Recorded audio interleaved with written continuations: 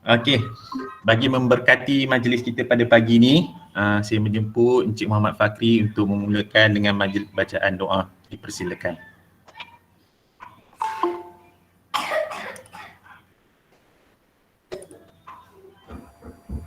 Mic, tak buka Okey. Okey. Al-Fatihah. Bismillahirrahmanirrahim. Alhamdulillahirabbil الرحمن الرحيم مالك يوم الدين إياك نعبد وإياك نستعين اهدنا الصراط المستقيم صراط الذين أنعمت عليهم غير المغضوب عليهم ولا الضالين. أعوذ بالله من الشيطان الرجيم بسم الله الرحمن الرحيم الحمد لله رب العالمين والصلاة والسلام على أشرف الأنبياء والمرسلين سيدنا مولانا محمد وعلى آله وصحبه أجمعين. اللهم اغفر لنا ذنوبنا ووالدينا وارحمهم كما ربونا صغارا والجميع المؤمنين والمؤمنات والمسلمين والمسلمات الأحياء منهم وأموات برحمتك يا أرحم الراحمين. اللهم إنا نسألك سلامة في الدين وعافية في الجسد وزيادة في العلم وبركة في الرزق وتوبة قبل الموت ورحمة عند الموت ومغفرة بعد الموت. اللهم احونا علينا في سكرات الموت والنجاة من النار والعفو عند الحساب. اللهم افتح علينا حكمتك وانشر علينا من خزائن رحمتك يا أرحم الراحمين. اللهم إنا نعوذ بك من البرص والجنون والهدى من السقم. ربنا تقبل منا دعاءنا إنك أنت السميع العليم وتب علينا يا مولانا إنك أنت التواب الرحيم. ربنا آتنا في الدنيا حسنة وفي الآخرة حسنة وقنا عذاب النار. صلى الله على سيدنا مولانا محمد وعلى آله وصحبه أجمعين. سبحان ربك رب العزة عما يصفون وسلام على المرسلين والحمد لله رب العالمين. تقبل الله منكم. Yang karim. Jadi tanpa melengahkan masa lagi, saya menjemput Encik Zainul Naim mungkin untuk sesi break the ice dulu, memperkenalkan diri dan seterusnya dengan sesi syarahan kita lah. Okey, dipersilakan. Thank you so much Cik Amdi. Thanks Encik Fakri for the doa recital. So Assalamualaikum warahmatullahi wabarakatuh. Bismillahirrahmanirrahim. My name is Zainul Naim. I'm from Petronas. My position in Petronas is as a UX architect in one of the department under Petronas. We call it as end user experience. So I'm going to share my slides. Perhaps let me know if you can see my slides. Right.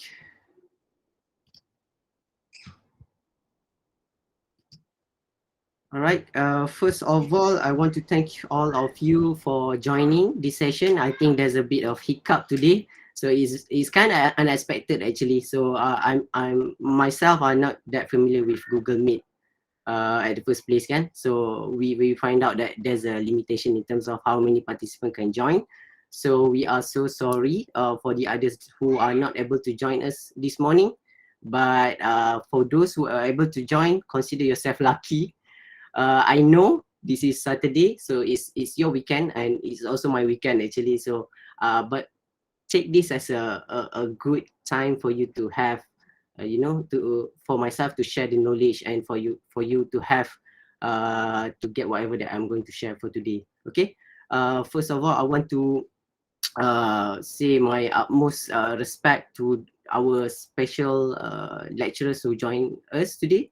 So we have Dr. Ann, who unfortunately can't join us this morning, but we have Dr. Hamdi, we have Dr. PM Dr. Farhan, and then we have Dr. Halina, we have Dr. Samiha, and then we have Dr. Izzat Fazrin, we have Dr. Muhammad Zins. I hope I pronounce your name correctly, Doctor. Okay. We have Puan Hanayanti, we have Encik Fakri, and also we have Tuan Haji Azizan. So thank you so much for this line of lecturers who are able to join us this morning, and thank you to all the students who are able to join us also. But today, what I'm going to share actually, I'm going to talk about these 10 heuristic principles. I believe I have my previous session with FSKTM. Previously, I talked the same thing, but I think today I want to make it more relaxed in a way. So I want it to be a two-way communication. So, and I have been told that today we have our international student with us. So thank you so much for joining us. So this will require me to speak in English. So if you have any problem, if you have any question, please please do not afraid to raise your hand, and then you can just ask me whenever you want. To those who are Malaysian as well. Okay, if you don't understand any of my terms that I'm going to speak throughout this session today, please let me know. Okay. I'm going to talk about this 10 heuristic principles. So now, why do I choose this 10 heuristic principle to share with you all today is basically because I think based on my experience, you know, managing people who are new joiners, who are fresh grad, who joined my team previously, I think based on my experience, what are the best approach when I want to get them on board into our team is basically for them to understand this 10 heuristic principle. Why? Because I think it consists of a fundamentals principle in order for them to have a good understanding in terms of the UI UX perspective. So either you are a researcher, or you are a designer or UX designer, or even you are not from a UI UX background, when they come in, and I always show them this 10 heuristic principle, because I think it gives a good fundamentals of understanding from the UI UX perspective. So I think it will be a good start, it will be a good sharing. So the approach, the concept of this today's sharing session, I think it will be for us to walk through all these 10 principles, and I will show you guys I will use some visual aids, some videos from NNG. It's one of the top UI UX company in the world at the moment, right? They are, I would say they are the pioneer of UI UX approach, guidelines, methodology. They created a lot of methodology that has been used up until today. So we are going to have that visual aid. I'm going to show you guys some videos, and then after that, perhaps if we have time, we can do a little bit of exercise, samples, doing some design, following that principles that we are going to talk about for today. And I want today's session to be a two-way conversation. So I don't want to be talking alone throughout the session. So feel free to open up your mic and just have a conversation with me, and then perhaps to throw some ideas as well. So I'm hoping that you guys are very open for that. So and then what I'm going to share later on, I will start with my experience during my student life, and then we are going to proceed with the 10 heuristic principle. And then if we have extra time, we can talk about the journey of my career work. So how do I get myself in Petronas? Yeah, I think that's a very interesting story to share, because I think UTHM, especially FSKTMs, takes a very important part in my career growth. So the starting line when I joined Petronas, I think FSKTM have a lot. I owe FSKTM a lot, so it's actually something related with my final year projects. But I'm going to get that in the final final session for today. So if we have time, we can share more about that. Okay. So I will proceed. Let me know if you can't see my screen. So I think you can. Just a little bit story about myself. So I was born in Selangor, but my family was in Perak. So we live in Simpang Pulai, Perak, and I always have this interest of in photography back in the days, right? So I'm very fond with photography, and I proceed my education in my school. I'm from Teknik Lebuh Kereta Ipoh, and then I proceed my diploma in Polytechnic Engku Omar, and then I'm lucky enough to get enrolled into University Tun Sen On UTHM in faculty FSKTM, right? So about my final year project, there's a very interesting story behind it. So my idea comes when, you know, my interest is I have very strong interest in photography back in the days. So I took that as one of my strengths. So my interest. So when I thinking about my final year project, what I think is I want to do something that I'm very knowledgeable at. I know everything about it. So I thought, why not I just do something that related with photography. So I end up to decide to create an apps where we can actually try to learn how to use DSLR. So it's a camera, right? So I've created that. I think one of the biggest features, one of the key features of my apps back in the days, I call it first click. One of the key features of that apps is actually I created a simulation, a dummy simulation. So I remember I had Encik Fakri is here. Encik Fakri is my supervisor, and I had a very hard time, you know, trying to figure out how to make these apps at the start. But I think fortunately I managed to break through and came up with a complete apps throughout my final year project. Okay, and I remember I having a very long conversation with Dr. Halina. If Dr. Halina is here, I think I've had a very long conversation with Dr. Halina, asking about her opinion as well. So I think we have came up with this. I have came up with this first click apps that I'm going to show with you later on. Just a bit of a promo video that I created last time. So with these apps, actually we have gone into I being awarded the best final year project during that year for the final FYP for the multimedia course. And then I proceed with innovative competition in UTHM. We got a gold award. And then we proceed with ITEX in KL. Encik Fakri was there. We got a gold award, and also we have a special award from Germany. And I think the highest point of achievement that I got with my projects first click is when we went to Korea and we presented in COEX. That is my photo there. So we presented my projects and we get a silver award in that competition. So I think that is the highest point of achievement that we got for first click. Encik Fakri was there every step. So thank you Encik Fakri. I think that will be a lifetime punya memories, I would say. Right.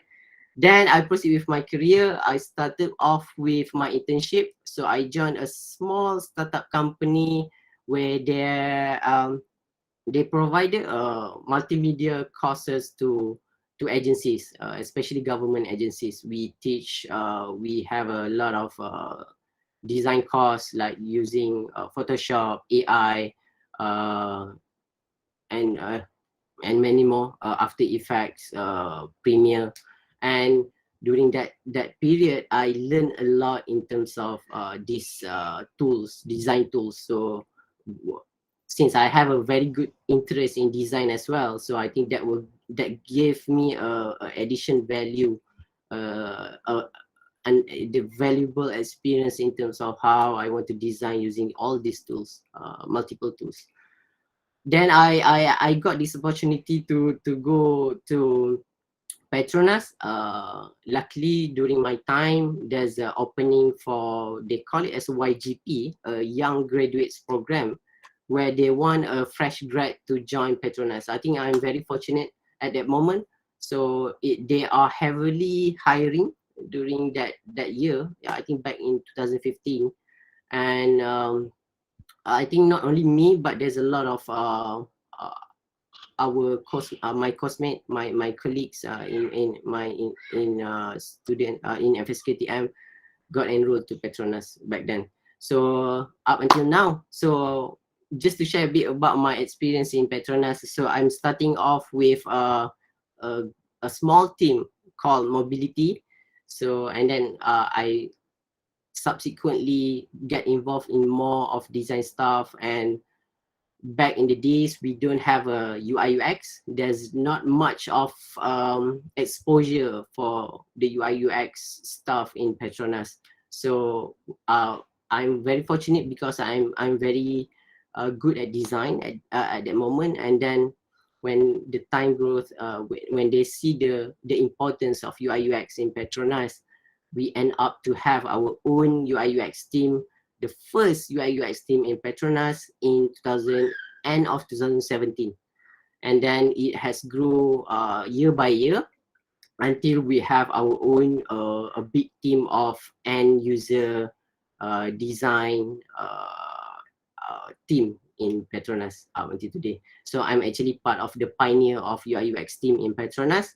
And I have done a lot of multiple roles. I've done a researcher part. I have done the business analysis, business analyst part, and then I have become the visual designer, and I have jumped into more into strategy part in managerial role. And up until today, I have become one of the UX lead and also the UX architect of Petronas.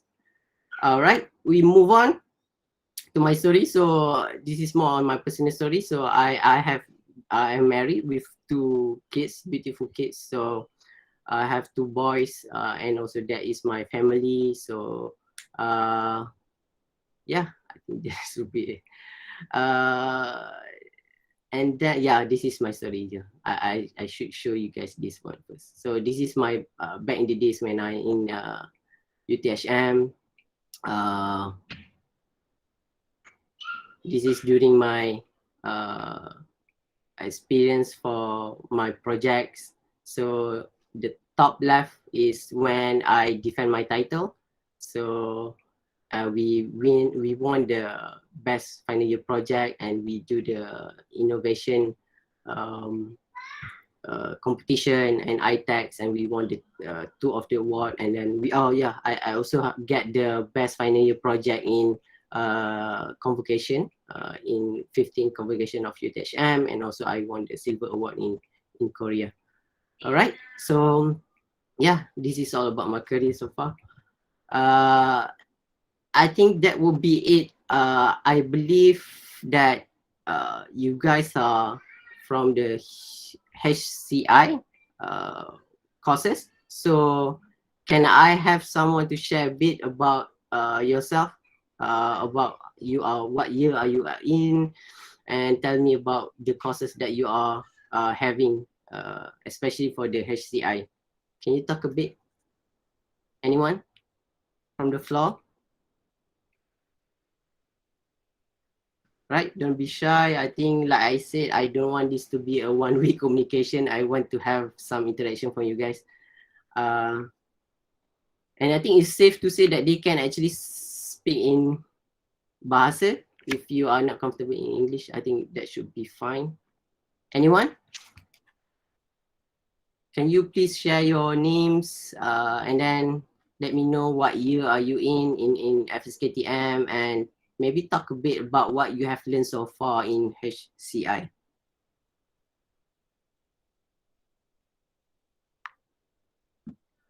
I'm not going to start, guys, until someone came out. Can I try? Yes, sure, go ahead.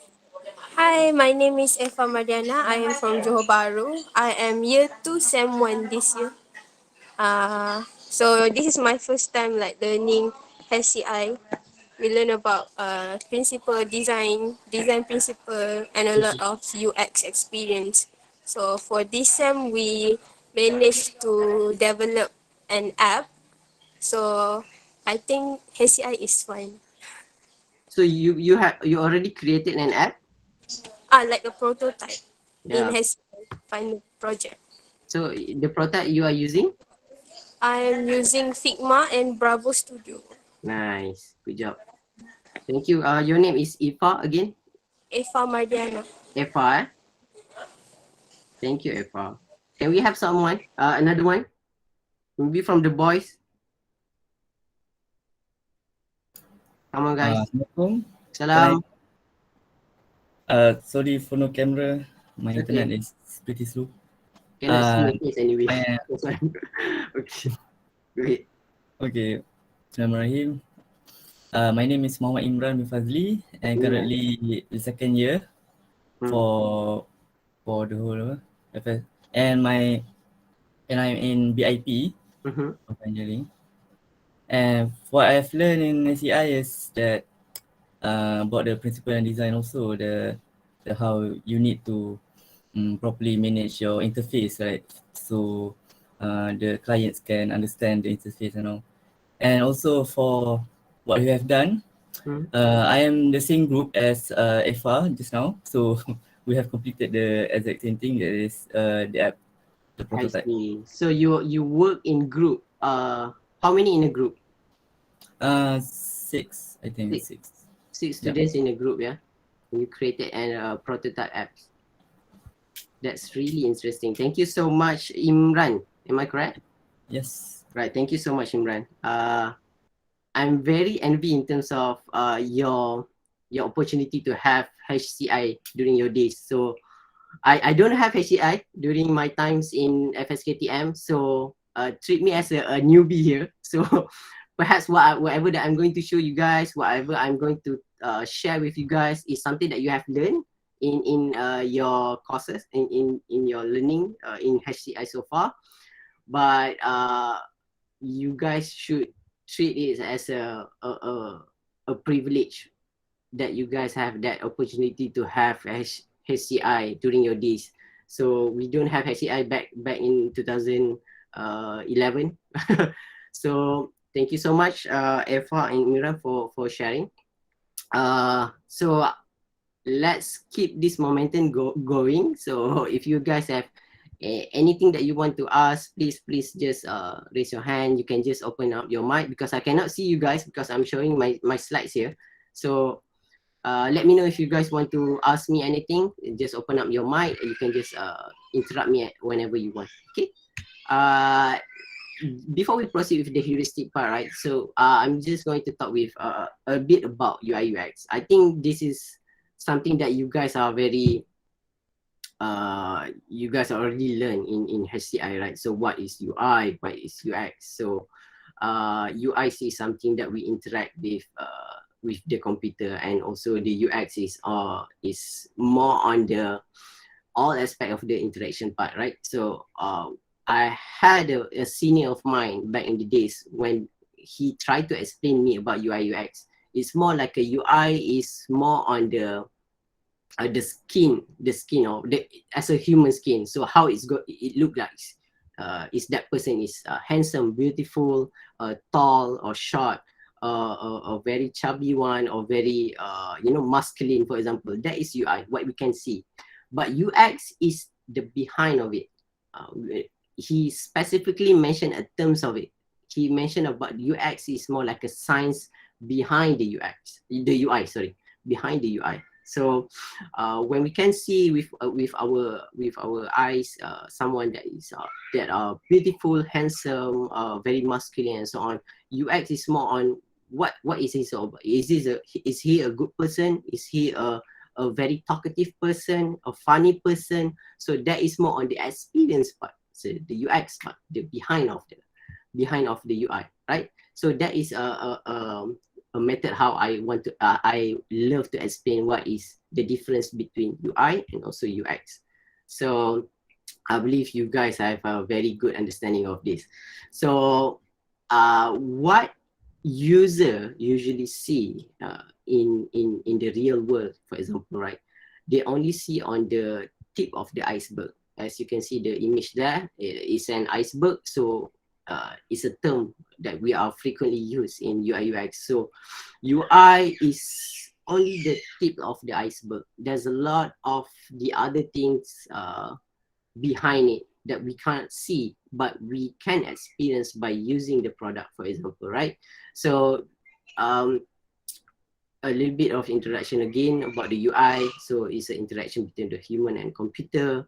and UX is more on, you know, the aspect of the interaction of the application, the science behind it. Okay.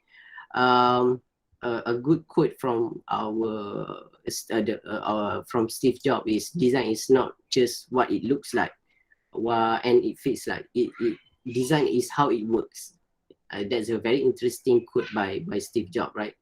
So let's move on to the heuristic evaluation part. So what is actually heuristic evaluation? I think back in the days, this has been there for quite some time now. So Jacobs and Nielsen and Norman Group, NNG, they actually created this 10 usability heuristic. So this 10 usability heuristic can be used as one of the checklists when we evaluate a product or we want to create a product. So when we have these 10 principles in mind during our application creation, for example, or whenever we want to improvise a certain existing application, for example, this 10 principle will be a good fundamentals for us to start. Okay. So just to talk a bit in terms of how we apply this heuristic evaluation in Petronas, right? So we don't actually have a proper way of evaluate a system back in the days until we find out about this heuristic evaluation. And I think there's a group of 3 or 4 from my previous team.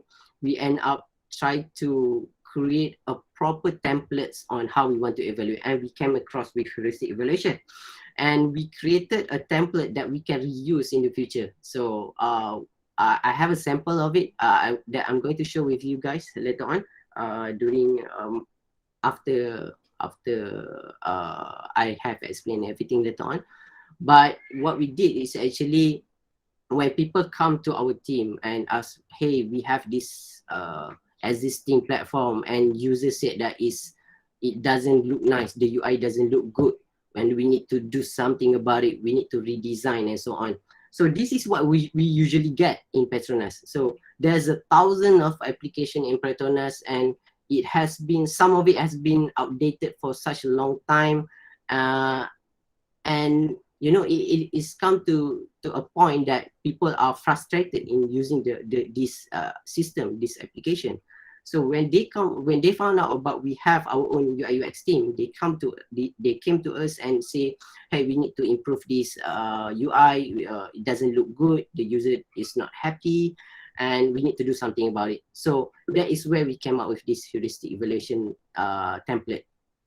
So what we did is we do an assessment before we even proceed with the redesign, or we proceed with the, you know, the development part. We start with the heuristic evaluation. So we use these 10 principles to guide us in terms of how we want to evaluate that system. So we in a group of 3 or 5, we set up a session together and we explain about what we are going to assess. So we have this certain application, for example, and then we try to make our own individual findings based on these 10 principles. So each one of us will go through the platform, the system, the application, and then we are going to take note every aspect of improvement that ties back to this 10 heuristic principle, and actually try to provide some sample of you know, the solution as well. So make that as a good practice for you guys also as a student. Whenever you guys are have any problems, or you guys are you know, stuck in any point of your work, right? So when you want, at the end of the day, you need to ask someone, right? So make a good practice for you to come to that person with a potential solution. What you think can solve that solution, right? You don't come to someone with a problem. You come to someone and ask for their help with the problem and also the potential solution that you think could work, and you can ask them how you can actually try to apply it. Okay, that is a good practice that you guys should practice when, you know, in the student life, and even when you guys are in your career later on, right? Okay, That's a bit of background why we proceed with this heuristic evaluation, and then I think I will share with you guys an explanation by the man himself. Let's see, proceed with this first video first, right? Heuristic evaluation is a method for finding usability flaws in a design by judging it relative to known principles for what makes user interfaces easy to use. The 10 most fundamental of these principles are called the usability heuristics, which is how the method got its name. Now, heuristic means rule of thumb. So basically a very broad design guideline that applies to a wide range of user interfaces, though not necessarily every single time. There are exceptions, but very few of them. And you should not bet that your design is one of those few exceptions. And I would definitely recommend that you do a lot of user testing if you think about launching a product that violates any of the top 10 usability heuristics. We have separate articles and videos for each of the 10 heuristics, but just to give you an example, heuristic number 1 is usability of system status. This means users should always be able to tell what the computer is doing and what state it's in. They should not have to guess or remember things. The system should show them and give good feedback. Now, that's a really general rule. And as with all 10 heuristics, it applies across all types of computer technology. Doesn't matter whether it's a mainframe computer, a PC, a mobile phone, or a smartwatch. Also doesn't matter whether you're designing a video game, an enterprise application, or a consumer website.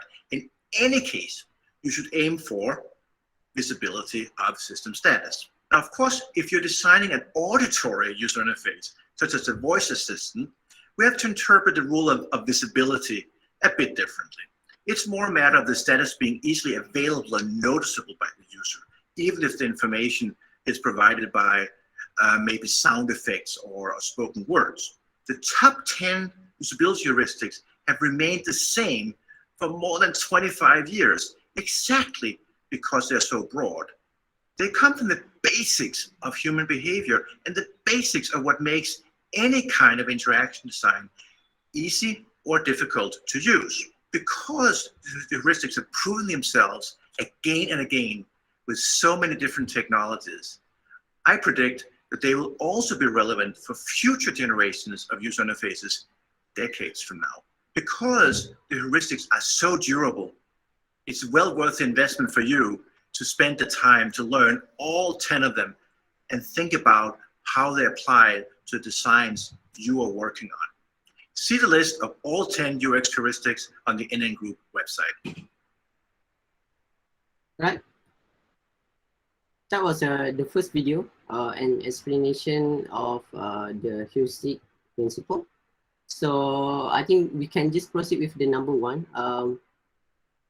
You guys can see my video, can see my screen, and can you guys hear it properly before we proceed? Yes. Yep. All right. Yes. Cool. Thank you. All right. I think let's proceed with the number 1. The first of Jacob Nielsen's 10 usability heuristics is visibility of system status. This heuristic refers to how well the state of a system is conveyed to its users. Systems should always keep users informed about what is going on through appropriate feedback within a reasonable time. Imagine waiting for an elevator. You press the call button and expect it to light up to reflect that the system knows you're waiting and will send an elevator soon.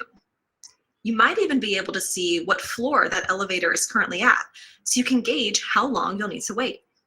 That knowledge is power. Open communication between the system and the user not only allows you to understand what is happening, but also empowers you to make decisions based on that information. Consider what information about a system the user needs to know and present that to them in a timely manner. This system status could be persistent or always visible, like a battery life or Wi-Fi connection indicator, or it can be feedback that is only shown after the user has done something. Just like when pressing that elevator button, feedback is critical to let people know their interactions with the system were acknowledged and successful. On a website or app, we expect visual feedback when we click an element, which can be as simple as changing the button color and, where appropriate, displaying a progress indicator. People should feel confident that their click was recognized and that the system is now working on the request. Understanding a system's current state is all about allowing users to feel in control. That said, providing visibility into the system does not mean you need to tell the user absolutely everything the system is doing. Don't provide system status updates if the user can't do anything with that feedback anyway. Too much information is distracting, so focus on only those key pieces of information that will truly be helpful or provide reassurance to the user. The visibility of system status heuristic highlights the importance of open and continuous communication, which is fundamental to all relationships, whether with people or with our devices. It's the key to making a system feel reliable and predictable, which in turn creates trust. Right? That is the first principle, which is visibility of a system status. So I think that is a very good principle, I think, for a start, right? So the design should always keep the user informed about what is going on and so on. And what interesting about heuristic principle is something that you can actually relate with the real world as well, and something that you even can apply in real world. For example, like she mentioned just now about the elevator, right? You can, when you tap on the button, it's light up. It's telling us that you already click that button, and you can actually see the indicator on top of the elevators on which floor are the lift at, and also when can actually arrive to your place, for example. So I think that is a good principle. What I think good about this heuristic principle is something that you can apply in real world as well. So talking about a system, an application, a software, for example. So a visibility of system status is, for me, is one of the most important things. We need to always notify the user what's happening, for example, right? So like she mentioned just now, a good sample of it is actually about status in for our phone, right? So we have the battery life, we have the line indicator, the Wi-Fi connection logo, for example. So that actually give the user a sense of, you know, they know that it's working. So they know how much battery their phones are at, right, for that particular moment, right? So I think that's a good example. So talking about application, for example, can you guys share with me some of the samples of system status, for example? So when you upload a photo, what do you see usually? Can anyone share with me? Someone?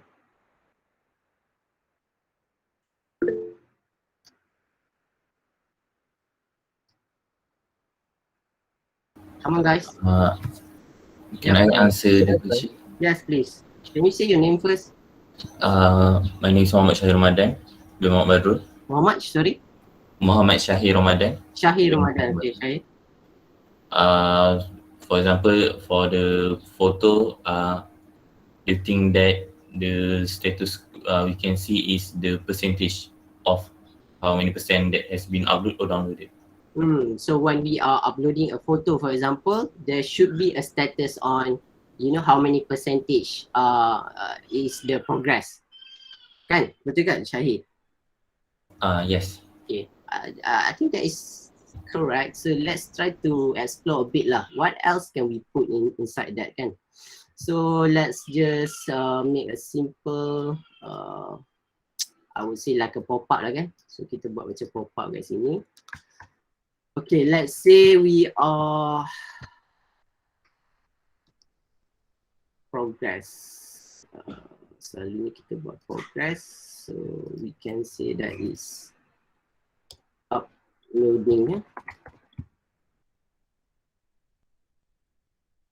So there should be a progress bar, kan? Progress bar.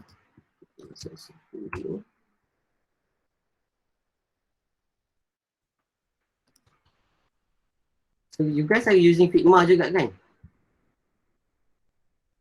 Macam Eva mention tadi, betul tak? Ah, some of us. What do you think about Figma? Best tak pakai Figma? I think the senang easy to handle, easy to use. So just to share a bit, we in Petronas we are using Figma as well. So I think that would be a good point. I think, but for the design tool, based on my experience, because I have been changing a lot throughout the years, I've started off with even Photoshop back in the days. We don't have any budget to buy any design tools. So I started off with just using Photoshop. Give me a very hard time juga lah to create a UI from Photoshop kan, but I managed to do it. So when every year I asking for the department to just get the budget to buy a design tool, a proper design tool kan, tapi asyik I kena reject je. I think that is because of from the management perspective, they say that when even with Photoshop you can do the design, so why not you just proceed with Photoshop. But something that they are missing out is basically there are some features that are not available in Photoshop to make it easier for us to create a UI interface, for example kan. So I think up until 2017 when we have our own UI UX design team, that is the point where I feel so much relief in terms of the tools that I'm using in designing a UI, when we have finally have someone that are very clear in mind in what we need, what the designer need to create a UI. So we move into we have Adobe XD, we have AI for create some graphics, and then we proceed with Sketch. I think Sketch is one of the good design tools out there. And then after Sketch, we find out that it's time to move into Figma. I think Figma has a very comprehensive, you know, in terms of overall features for a good UI UX perspective. They have Figma Jam for collaboration, boleh create some sticky notes, discuss, and then we have this Figma punya design tools, and it can actually directly transform into a prototype kan. So that is a good thing. So back to this uploading punya part ni. So we are uploading a photo. Okay, kita boleh lah letak satu icon ke apa kat sini kan. And then what should be in here to inform the user the current progress of the uploading? Can someone tell me? What should we add here? Takkan kita nak tunjuk macam ni je kan? Macam ni berapa lama lagi ni? Berapa banyak ni? Sangkut ke apa ni? So what should we include here to help the user? Percentage. Okay, cool. Can I get your name, sir? Jonathan. Jonathan. Thank you, Jonathan, for Jonathan. Okay, all right, cool. So yes, percentage. That is a good example, kan? Okay, 50% for example. Kita boleh letak sini. This way, the user will know that it's already halfway there, you know, in terms of uploading photo. Okay, for example, we are uploading a very huge file. What do you think we can actually show in here to help the user? Is like say 2 gig punya file kan? What else should we show here? Bite size.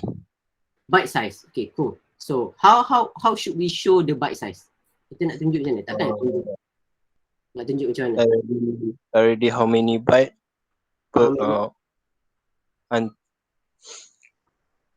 the current progress versus the full progress. The whole size, right? Okay, cool.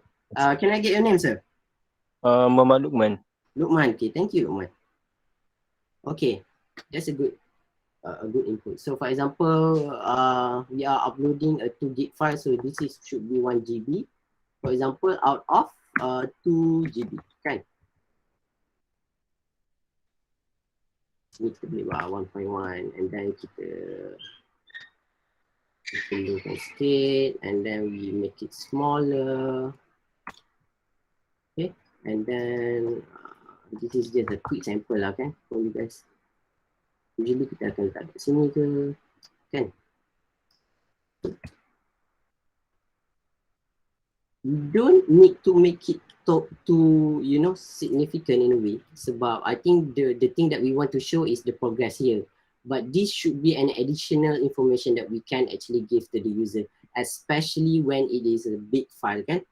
So do you think that we need to include this for the user to upload a very small file?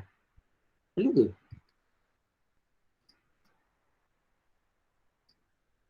Hello? Kalau small file, should we need? For small file, I don't think so. Kan? I think I agree with you. What is your name again?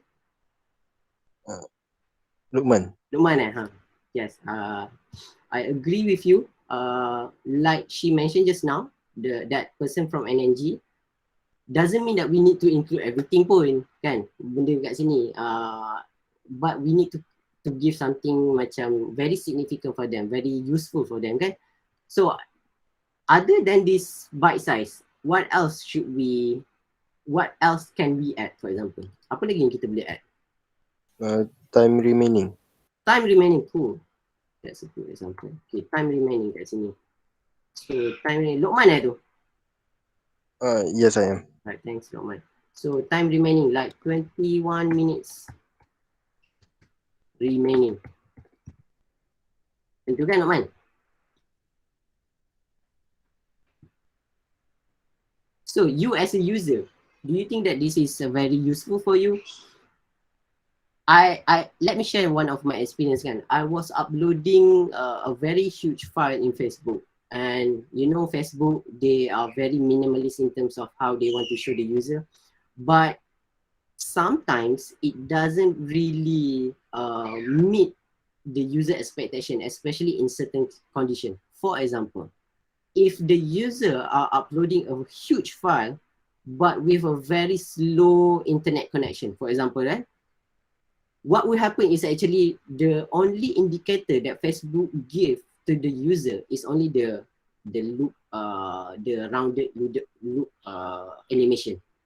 So it doesn't really give a specific indicator for the user on the progress of the. So what happened is when I upload that huge file with a slow connection, I have been waiting in front of the laptop like for a few hours. So, but I don't actually know how much time left, you know, when will it be completed? What is the progress, the actual progress? So that will create a frustration for me as a user. So I think this is one, but I think it might not be a problem for people with a very high internet connection, but for some people that in a different situation, especially for those who have a very slow internet connection, they will have that frustration kan. So that's a good example just to share my experience. So other than that, what we can include is actually, for example, kita boleh include the speed, the internet connection speed kan. So some of the application out there, they even include how many the speed of the connection. So for example, 571 kilobytes per second, right? So once they dah complete, what should we include in the notification here to let the user know? Dah complete, takkan nak macam terus hilang je ke? What should we show? Status, like say it's completed, it show completed. Yeah. Is that you, Jonathan? Yeah, yes sir. Alright, thank you. Say, should say completed, right? So we as a user, we should know when that task is completed. So what we can do is we can actually create a simple icon here. So we can have an icon here, and then can apply with the success status kan. Okay, kat sini.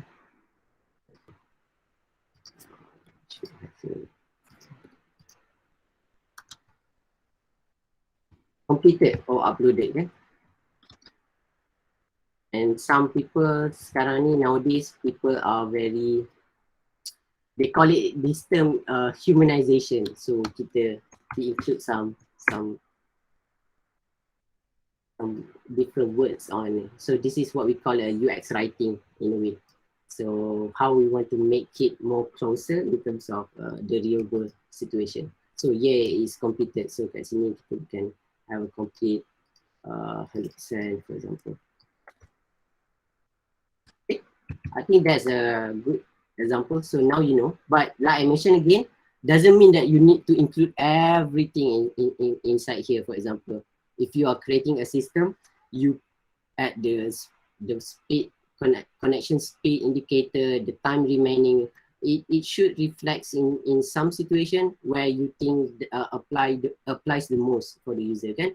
So I think we are completed with principle number 1, and we are 10:40 a.m. So let's proceed with Jacob number 2. Nielsen's second usability heuristic says to match between the system and the real world.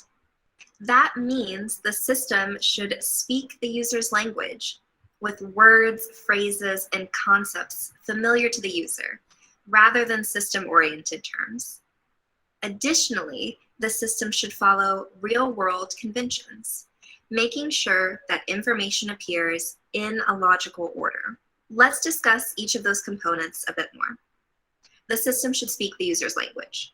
Too often, I see the use of marketing jargon instead of direct, plain language to describe features or web components. So let's say we're redesigning an intranet and need to name a section that houses contact information for employees.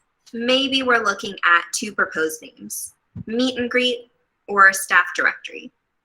Well, meet and greet might sound trendy, but it requires the user to make a lot of inferences.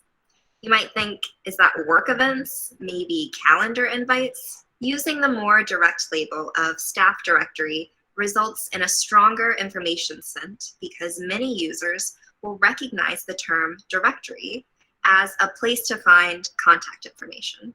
In addition to speaking the user's language, we should also follow real-world conventions. Here, it's important to point out that people's mental models of technology are based on their previous digital experiences in addition to their prior experiences in the physical realm. Now, we can't talk about the second usability heuristic without mentioning skeuomorphic design. Skeuomorphic web design entails designing digital experiences to match a physical experience, both in visual and interaction. For example, books. In physical books, we can turn pages, highlight text, or use a bookmark.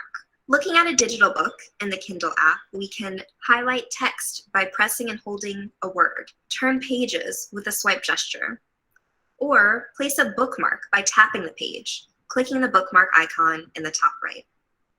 The digital experiences of reading a book is closely aligned to the physical experience.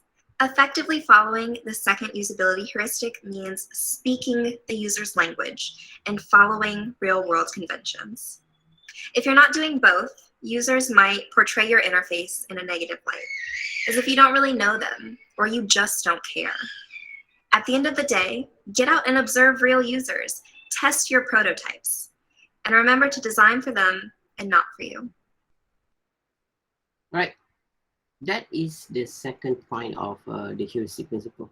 Match between the system and the real world. So I think, like I mentioned, heuristic principles is something that we can apply in the real world as well. And something that we have in real world, we can actually apply with our system. So it goes vice versa. So the design should speak the user language, use word, phrases, concept familiar to the user, rather than you create your own, you create your own word, follow the real world convention, making the information appear in a natural and logical order. So like a sample here, you can see on your screen, kan? Okay, so in here, so it's actually an advertisement. So how to generate visitors a month without spending $1 on ads. So instead of having a very common button say sign up, sign in, they actually use this word that is very close as in a human world, how you interact with your potential customer, right? So it shows here, yes, I want Neil to teach me how to grow my business. So it's a very small changes, but it brings a lot of value in terms of how the user interpret the message that you want to show, want to give to the user, okay? So that is one example. Another good example is, for example, what else? Do you know, I believe some of you are using iPhone, okay? So that just see on the Siri. So Siri punya Apple Siri evolution. So Siri evolution for Apple. So when they first introduced Siri back in the days, when they activate the series, it will only give a sound indicator like ting macam tu kan, ping macam tu. So what they do in the latest Siri is actually, when you say hey Siri, it will actually respond with a voice saying that and yes, for example. So that is where the evolution of Siri. So how they make it a match between the system and the real world. So when you are asking a person, when you call a person, for example, you call a person,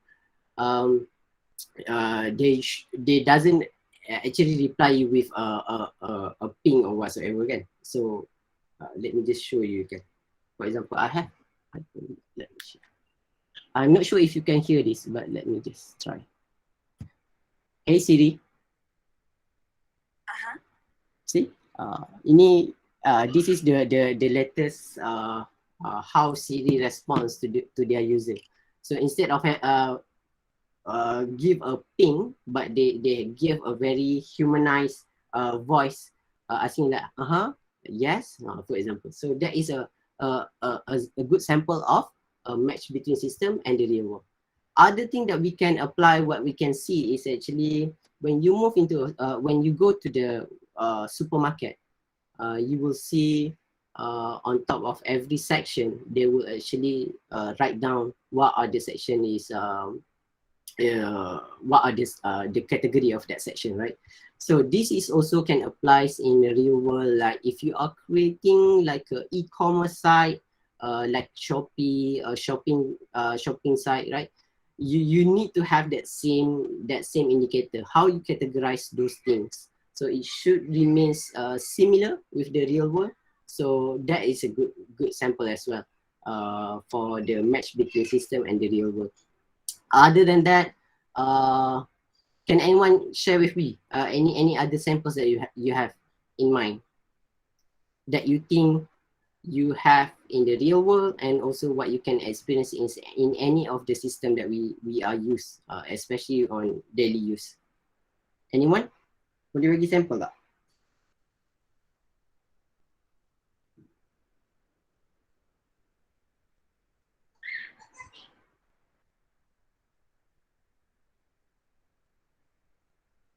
Ada ke? So when you use your phone, when you like she mentioned just now, so in phone, when you want to use a book, what you use actually? What they call it?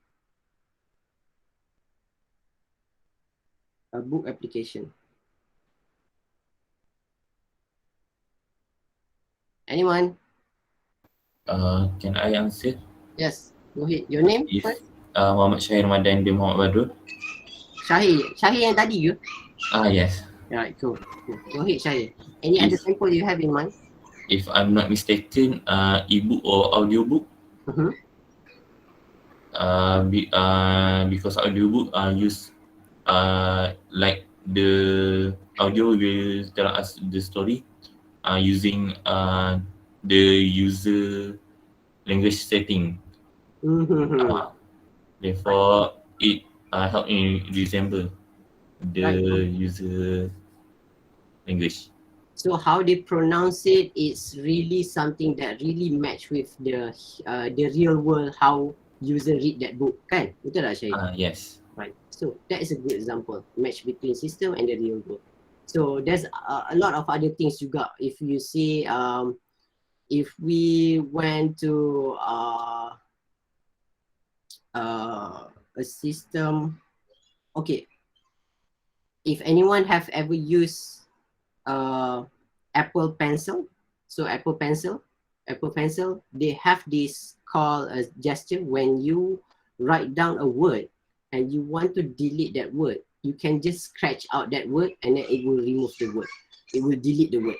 So that is something that's similar with the real world as well, but you can apply in your system. Okay, so that's a good one of good example from Apple as well. So I think that should reflects on the principle number 2. Let's see on principle number 3. Have you ever said a friendly hello to someone and then got caught in a long, drawn-out conversation? You might have wanted out of it, but couldn't think of a polite exit. Because there's no way to undo that hello, you might begin to avoid such niceties in the future. User control and freedom is one of Jakob Nielsen's 10 usability heuristics. It states that users often choose system functions by mistake and need a clearly marked emergency exit to leave that unwanted state. Basically, support undo and redo. A common example would be the back and forward buttons on every web browser. Imagine if that didn't exist. You'd have to be really confident in every single click as you navigate around the web, because there'd be no easy way to get back to where you were if you clicked to visit a page and realized it wasn't what you needed. Similarly, any process or mode in any digital system should include a way for users to back out when needed. And websites can't only rely on those browser buttons, but should provide users a clear way to leave a stepped process or cancel whatever it was they started on that web page itself. Undo or cancel is particularly important for mobile devices and other touchscreens, where accidental taps are common. And again, these emergency exits should be clearly marked. For instance, many people have no clue that some mobile apps allow undo by shaking the device, just like you could shake to erase the classic Etch-a-Sketch toy. If users never discover a feature, does it even exist?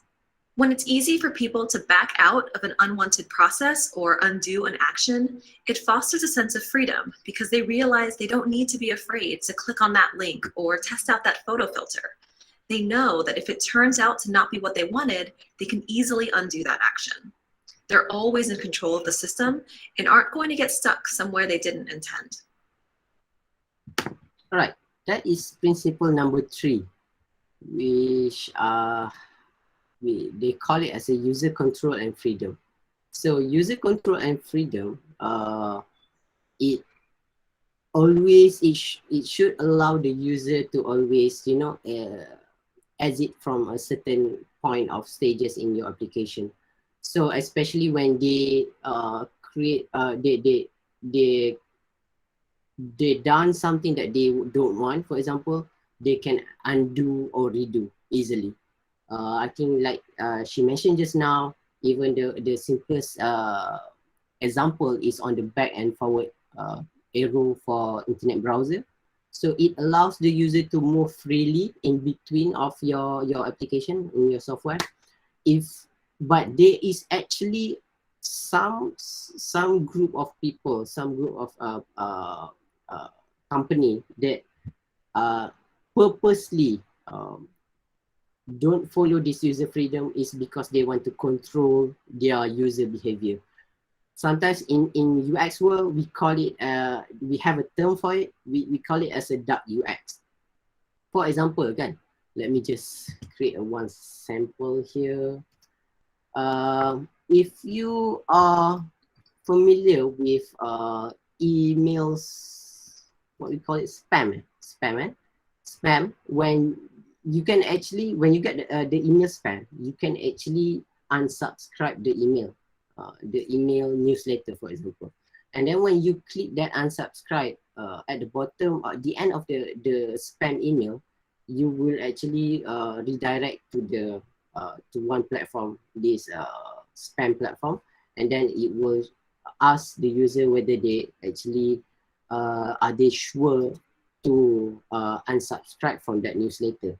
But some company, they purposely did this. For example, when you want to unsubscribe that, you just create a quick button here.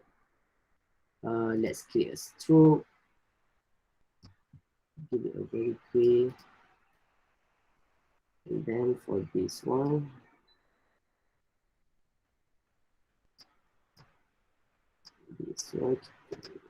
we'll have it in a solid form as well. And then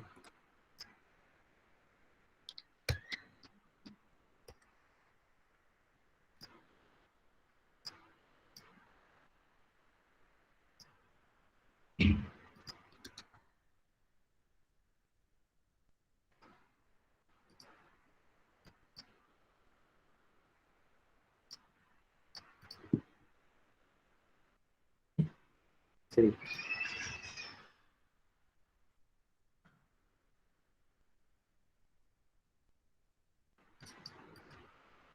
Okay.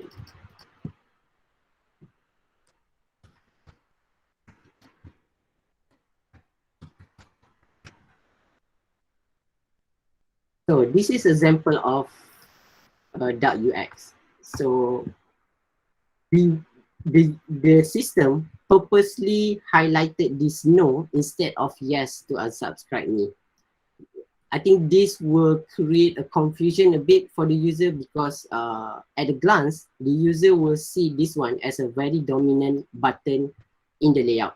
So the user is kind of distracted in a way to click that no instead of the yes. So this is what happened in some of the application out there, software out there, company out there, where they want to apply a dark UX, which this is not something that is recommended for us, okay, in a UI UX perspective. But it has been done in somewhere in the real world. So this is an example of it. So this is not something that we should do lah, kan, for the user. So another sample macam in email, if you deleted an email, it will actually allow you to undo directly from the top indicator here.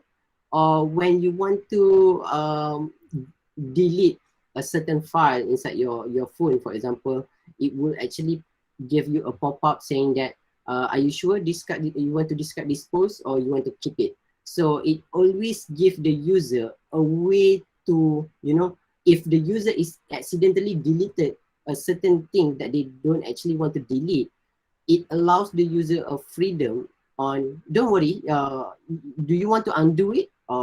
So if, for example, if you are creating a system or an application, if you don't apply this, it will give the user a sense of cautious in using your application. So in future, if you have even one of these in your application, in future, when they do want to do any action in your application, in your software, they will be very cautious in terms of, if I delete this, can I undo it? What if I just I deleted a wrong thing?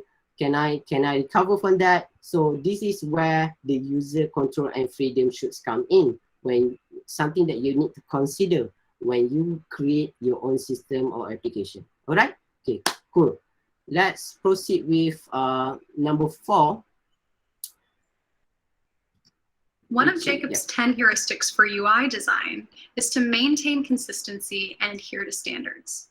This heuristic is crucial for ensuring that your UI is predictable and learnable. People shouldn't have to wonder whether different words, symbols, situations, or actions mean the same thing. We can think about 2 types of consistency as it applies to UX design: internal consistency and external consistency. Internal consistency refers to maintaining consistency within a product or a family of products. For example, maybe your visual designers decide to use a specific shade of orange to highlight actionable elements, things like call to action buttons. If you decided to then use that orange to highlight a static heading, you'd be breaking internal consistency. That might be a problem because it violates the established meaning of that visual treatment. Users may no longer be able to rely on it to help them determine which elements in your UI are actionable. External consistency refers to maintaining consistency outside of products. You might have established conventions for UIs in your industry, or even established conventions for UIs in general. For example, most e-commerce sites have a shopping cart feature. People are familiar with this feature because they see it anytime they use an e-commerce site. They have existing expectations for how that feature should work and where it should be placed. In the upper right corner of the screen, usually. Jacob's Law can help us to understand why external standards are so important. Jacob's Law states that people spend most of their time on sites other than yours. If all of those other sites follow a consistent convention, but your site breaks that convention, you're forcing people to learn something new. There are times when breaking conventions can be worthwhile. Maybe you just figured out a new and better pattern. Just remember, you're adding to your users' cognitive load every time you make them learn something new, so you should only do it when it's absolutely necessary. In most cases, it's best to maintain consistency, both internal and external, to improve your product's learnability. Right, that's a very interesting principle. So they call it, NNG call it as a consistency and standards, right? So in, for example, in here, for example, let's talk about Google, right? Google have a lot of products. They call it as a family products. So most of them are using the same components, the same consistency across. So this is very important, and it has come across to other companies as well. Especially, for example, in Petronas, we taken this consistency and standards a very serious thing for these past 2 years. So we have a lot of brainstorm together on how we want to make sure we preserve the consistency of the design consistency across Petronas platform. Like I mentioned earlier, there's thousands of applications in Petronas. It's not a good habit where the user feels each product feels like a different, belongs from a different company, for example. So in order for us to reduce that learning curve, I would say, we call it as a learning curve, we should have that consistency across. So what we did is actually we create a design system in Petronas. So that has been a very long journey for Petronas. So this design language system is actually for us to dictate, to guide the user, to guide the developer on what are the approach, what are the font size, the color that they should use, the padding, the gap, the layout structure, for example. This is all the things that we we make a standard for it, and then we put it in our own DLS. We call it as a DLS, our design language system, to preserve the consistency across application in Petronas. So did anyone of you know in outside world what are the sample of design guidelines, design system that we have? We have a few in Google have one, Apple have one. Ada siapa-siapa pernah guna tak? Did anyone have ever explore about design system? Anyone? For Google, anyone knows what are the name for Google's design system?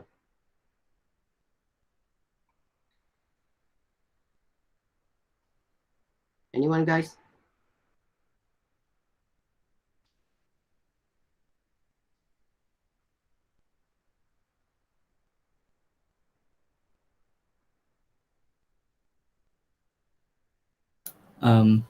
Actually, I'm kind of confused. Design system, what do you mean by design system? Design system is a guideline. So what Google approach is actually they open their design system to the outside world, where they can actually refer what are the guidelines for when people want to do a design. If they want to follow a guideline from Google, they can actually follow what are the font size, font type, the container size, the layout structure, the colors. Is it material U? Yes. Siapa tu? Eva Maziana. Okay, good job, Gafar. Okay, material is we call it as a material design. Material design. Kan. Material.io. This is design kat sini ada. A design language developed by Google in 2014. So Google has been one of the pioneer lah who created their own design system. So this is the design guideline. You guys should explore a bit on this material design. I think it's good. It gives a good fundamentals on what are the a good layout structure, a good consistency across products. So it gives you a lot of this. For example, okay, layout, understanding the layout. So it explains everything, the composition, the measurements, the resources, so even the colors. So everyone know that Google have a very standard colors that they have been using, kan? So what are the shades? So this one we call it as a shades on where we can use it, the color theme, and also the color picking, color usage, what if we want to proceed with a dark theme, what we should do, the typography, what are the types. I think they are using Google Font, they are using apa sekarang? Roboto, yes, Roboto. For Android apps also, if you are creating a design app, Android apps, Roboto can be one of it, a very standard typography from Google.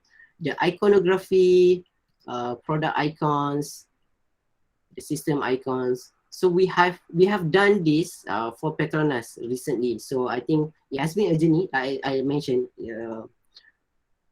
I have been part of it since 2018, if I'm not mistaken. We went to Singapore to deal with one of the consultants that are being awarded this project. So it has been a good experience for myself. And just to share with you guys, if you have that interest in creating your own design system, I would say that is a very good approach that you should try to explore. Why? Because I have known for a fact that there's a few candidates coming in Petronas when they apply in one of our position, right? So what makes her different with others that eventually get her that job is actually she managed to create her own design system. That is very interesting. So in a way, when they show us during the interview, if you have your own design system, for example, if you show to the interviewer that you have your own design system, you know how to apply all those design components in the layout, for example, in the product, in the application. This is not only on the application, even you can use in a graphic collaterals, in documentation, slides, and whatsoever. If you can create this by your own, please do so. I have a full support for you. And trust me, it will give you an addition, that boost during the interview with any company in the world, I would say. This will give a good perspective in terms of how you understand each of every components that we have in a layout structure. Okay, so this is an example material design. We have Apple juga, Apple design system, design guidelines. We call it a human interface guideline. So this is from Apple. So every company, I think even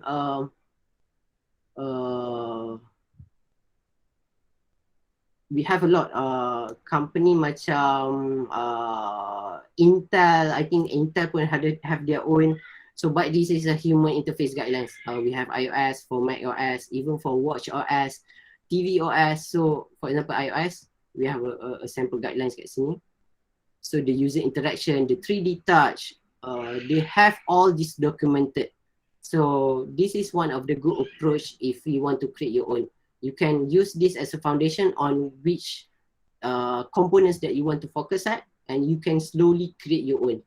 What font type that you want to use for your application, for example, and then you can showcase that during your interview session later on, kan? So this is one of the good example on how we can preserve that consistency and standard across. Another good example of consistency standard across, which she mentioned just now, is internal and external, right? So internal is like Google. Google have a lot of application.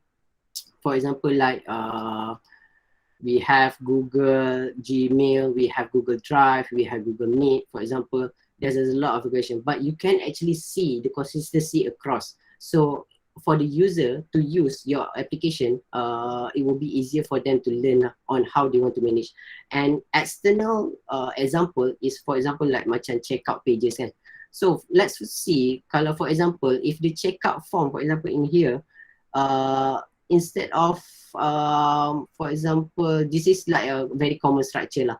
But like she mentioned about the card punya icon, that usually people will add on top right of the application of the system, but suddenly for your application you doesn't use the, let's say about the icon people usually use the trolley icon, but suddenly you use a different kind of icon. You use like a square icon that is very abstract on your point of view, for example, but that is actually make it harder for the user to understand your application at first. And like she mentioned just now, a term for it is a cognitive load for the user.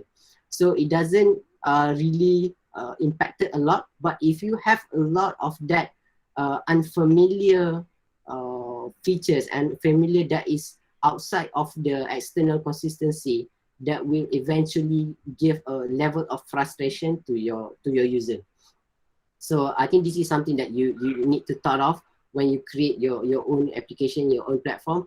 Try to explore more on the outside comparison of system, the application that are similar with yours. You can understand on how it works and see how why does it work. So if it works in other application, it should work in yours as well. So like NNG mentioned just now, the Jacobs quoted, people spend most of the time in other application than yours. So they actually spend a lot of time in, for example, in Facebook, in Google, in Instagram, and suddenly in Shopee, in Lazada. Suddenly when you create your own e-commerce site, you want to move away from something that is similar with Shopee and Lazada. It could work in a way, but it will give you a certain risk in terms of how the user use your application later on. Alright? Right, let's move on to the next point, which is number 5, is error prevention. It's happened to all of us. You go to your inbox, you open an email, and you see it. It's something that has been sent, not just to the recipient, but reply all, to everyone, including lots of people it wasn't supposed to go to. Sometimes we've been on the receiving end and it's cringeworthy, but of course it's even more mortifying if you are actually the sender and you've sent something now to your entire workplace of 200,000 people or your campus or your community. That is not user error. In fact, it's the design error. The design failed to prevent the user from accidentally clicking that reply all button. Now, this concept of error prevention is one of Jakob Nielsen's heuristics. It's one of the most important concepts to have good usability in a design. Let me show you something I found the other day that was actually wonderful. This is my electric toothbrush, which does a great job cleaning my teeth, but it also has a nice feature designed to prevent me from forgetting to charge it. When I finish brushing my teeth and its battery's running low, it vibrates 3 times. It makes a little sound. It goes burp, burp, burp, something like that. And that tells me that I need to plug it in. Now, what's the worst that can happen if I forget to charge this toothbrush? I can still brush my teeth just fine. But there are plenty of designs where the stakes are actually really high. Those of you who might be designing things for use in medical scenarios, in transportation, in security or finance, where if someone accidentally starts to reach for the wrong button, it could have really serious and damaging consequences. So error prevention is critical. So if you're looking at your designs, I want you to start with the issues that might cause severe damage. Then go down and look at things that you can do to prevent simple annoyances and frustrations and prevent people from having to redo their work. Sometimes these are simple fixes like changing size, the color or placement, location of a button. Sometimes changing the texture of a button if you're in the physical world. Other times it's offering a confirmation dialogue that says, are you sure you want to transfer all of your money to this other account? It's worth the interruption because you want to prevent an accidental transfer. And last, having an undo button is a great way to at least prevent errors from becoming permanent. So if someone goes down that path of making a mistake, they can still catch it and hopefully undo. So when you're looking through your designs, take the time to find out ways that you can stop errors before they happen. And in the meantime, stay clear of that reply all button. All right. That is the fifth principle, which is error prevention, which I think personally as one of the most important principles that we should follow.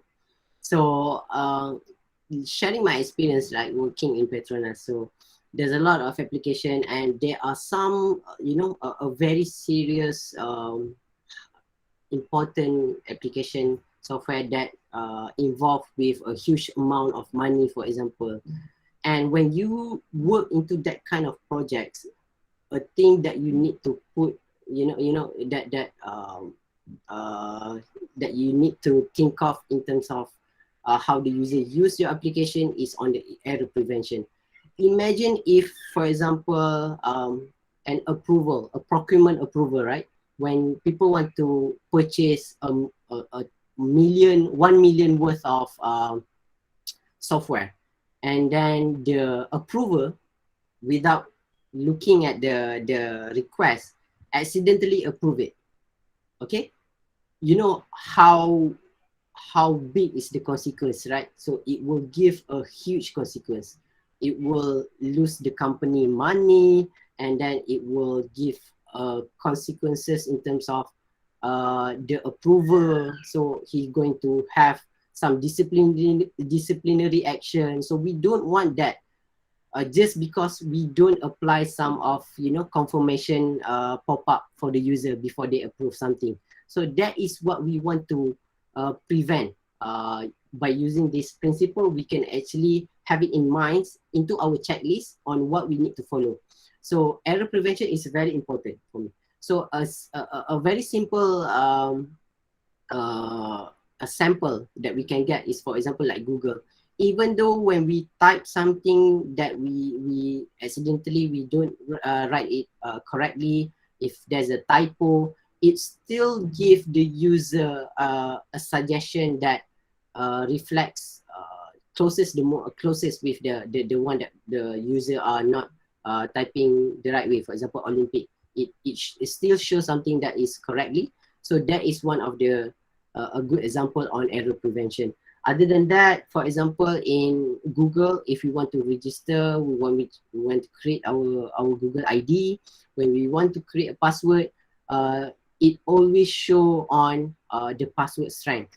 Okay, the password strength will help the user instead of the user just fill out everything and then click submit, and then suddenly the system say that sorry, you cannot use this password.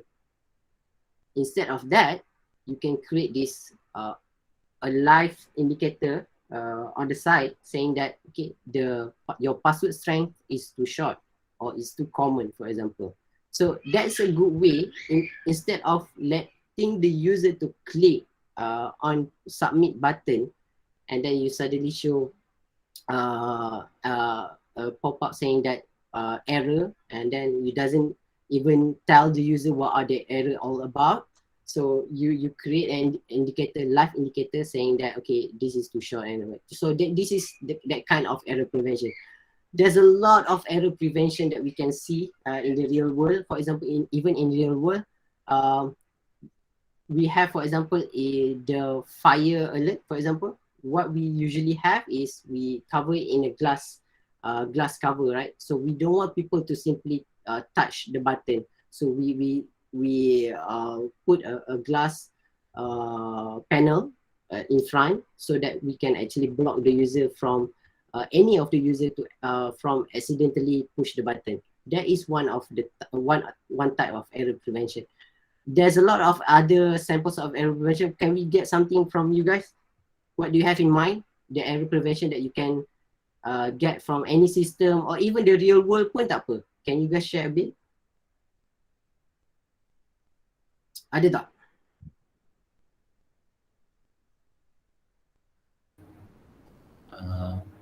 My name is Muhammad Syahrul Madam Muhammad Badrul. Syahir tadi tu Yes. Okay, go ahead Syahir. For an example, the logout from the social media, because if we want to log out, there will be a pop-up asking us, are we sure that we want to log out or not? Yep, I think that is one of good example as well. But I don't think the consequence is that big kan. Tapi kalau that is still a valid concern for the user.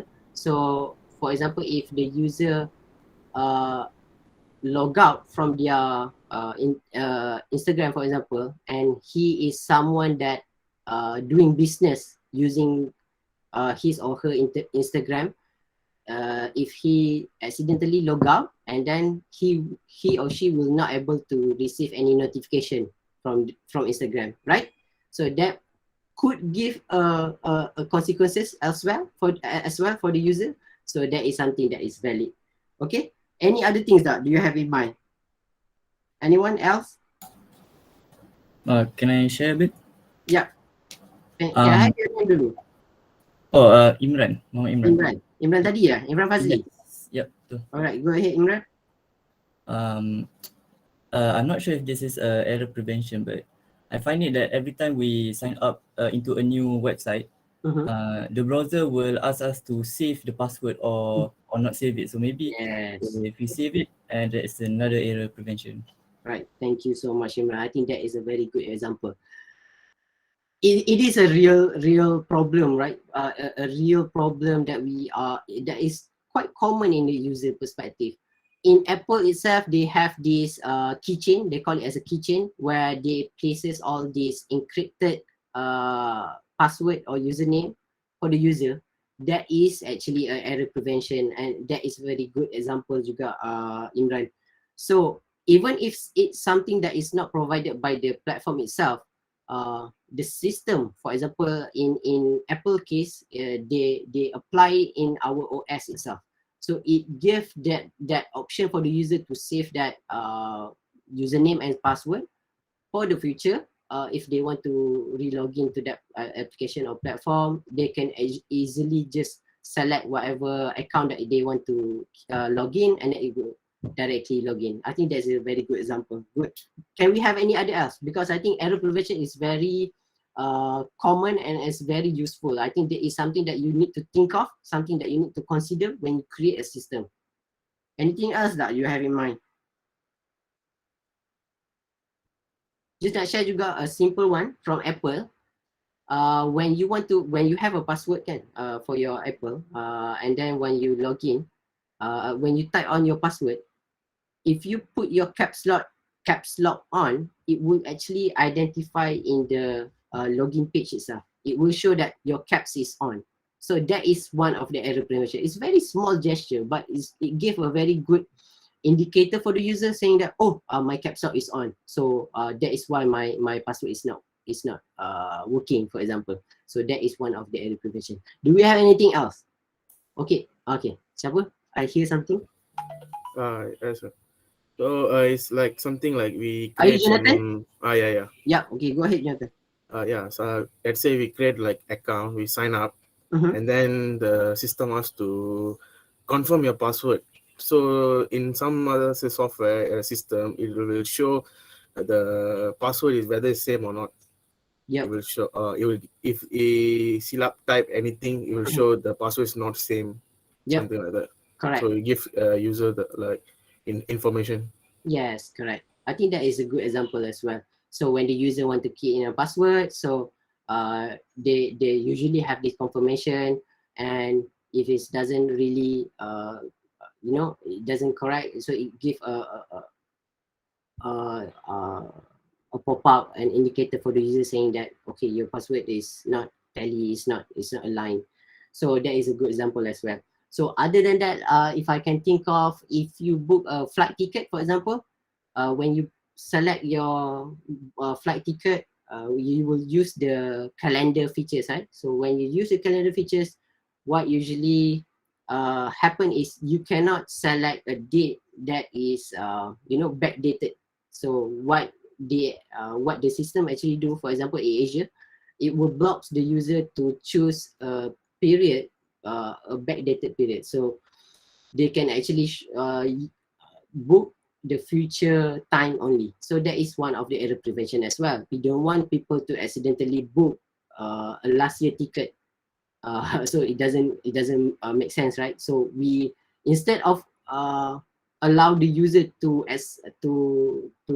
experience that, so we use the error prevention. We don't allow the user to use it at all, to have a backdated ticket. So that is one kind of error prevention as well. All right, thank you so much. Okay, I think let's proceed with number 6, which is the recognition versus One of the recall. top 10 usability heuristics advises to promote recognition over recall in user interfaces.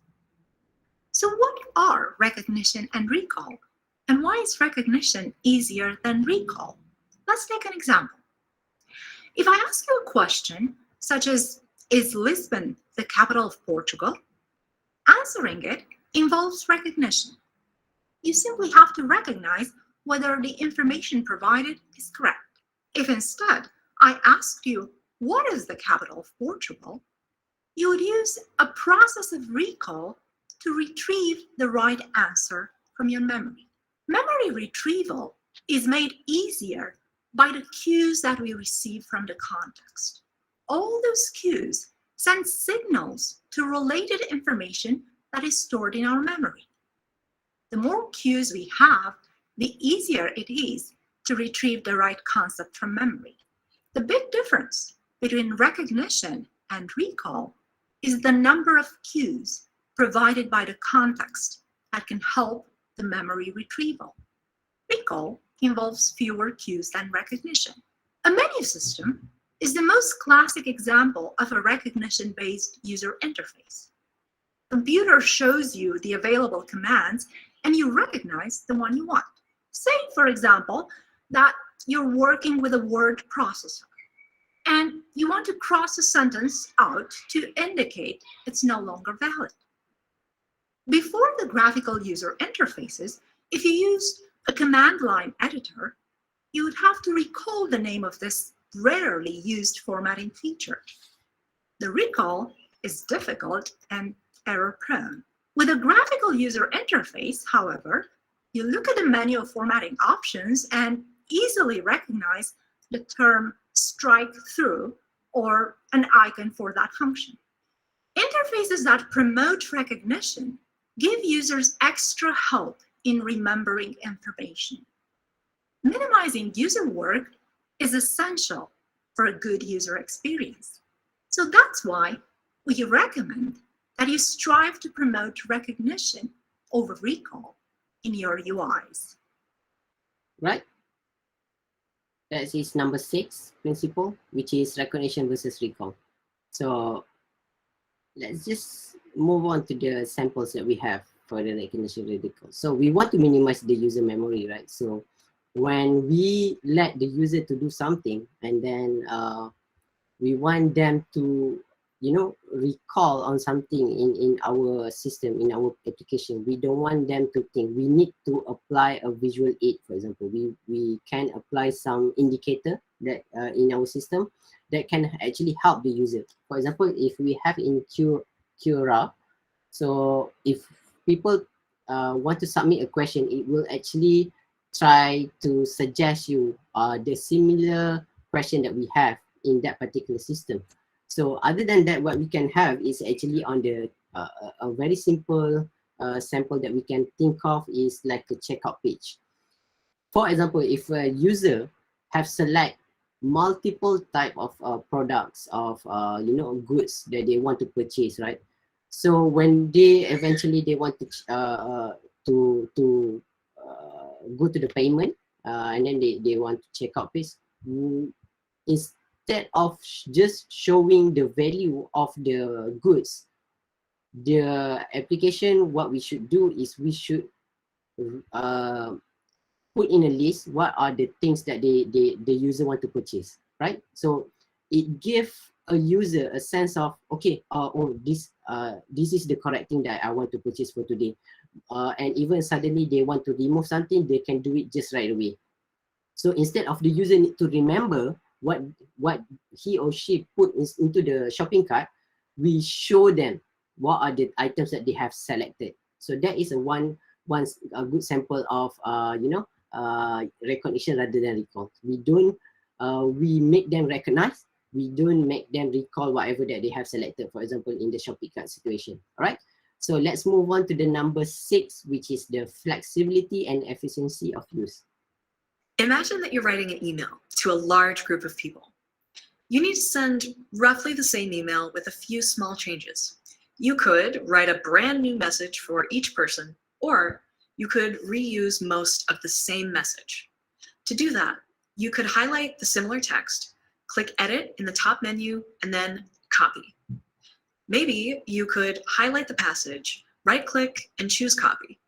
Or, for maximum quickness, just select and Command-C. That simple copy action can be successfully carried out in a number of different ways. It's a flexible and efficient process. Heuristic number 7 of the 10 usability heuristics deals with this idea. Flexible processes can be carried out in different ways so that people can pick whichever method fits them. That flexibility helps people be more efficient. If a system lets me choose my method of interaction, I can get things done in a way that's quick and comfortable for me. That keyboard shortcut, the handy Command-C, is an accelerator.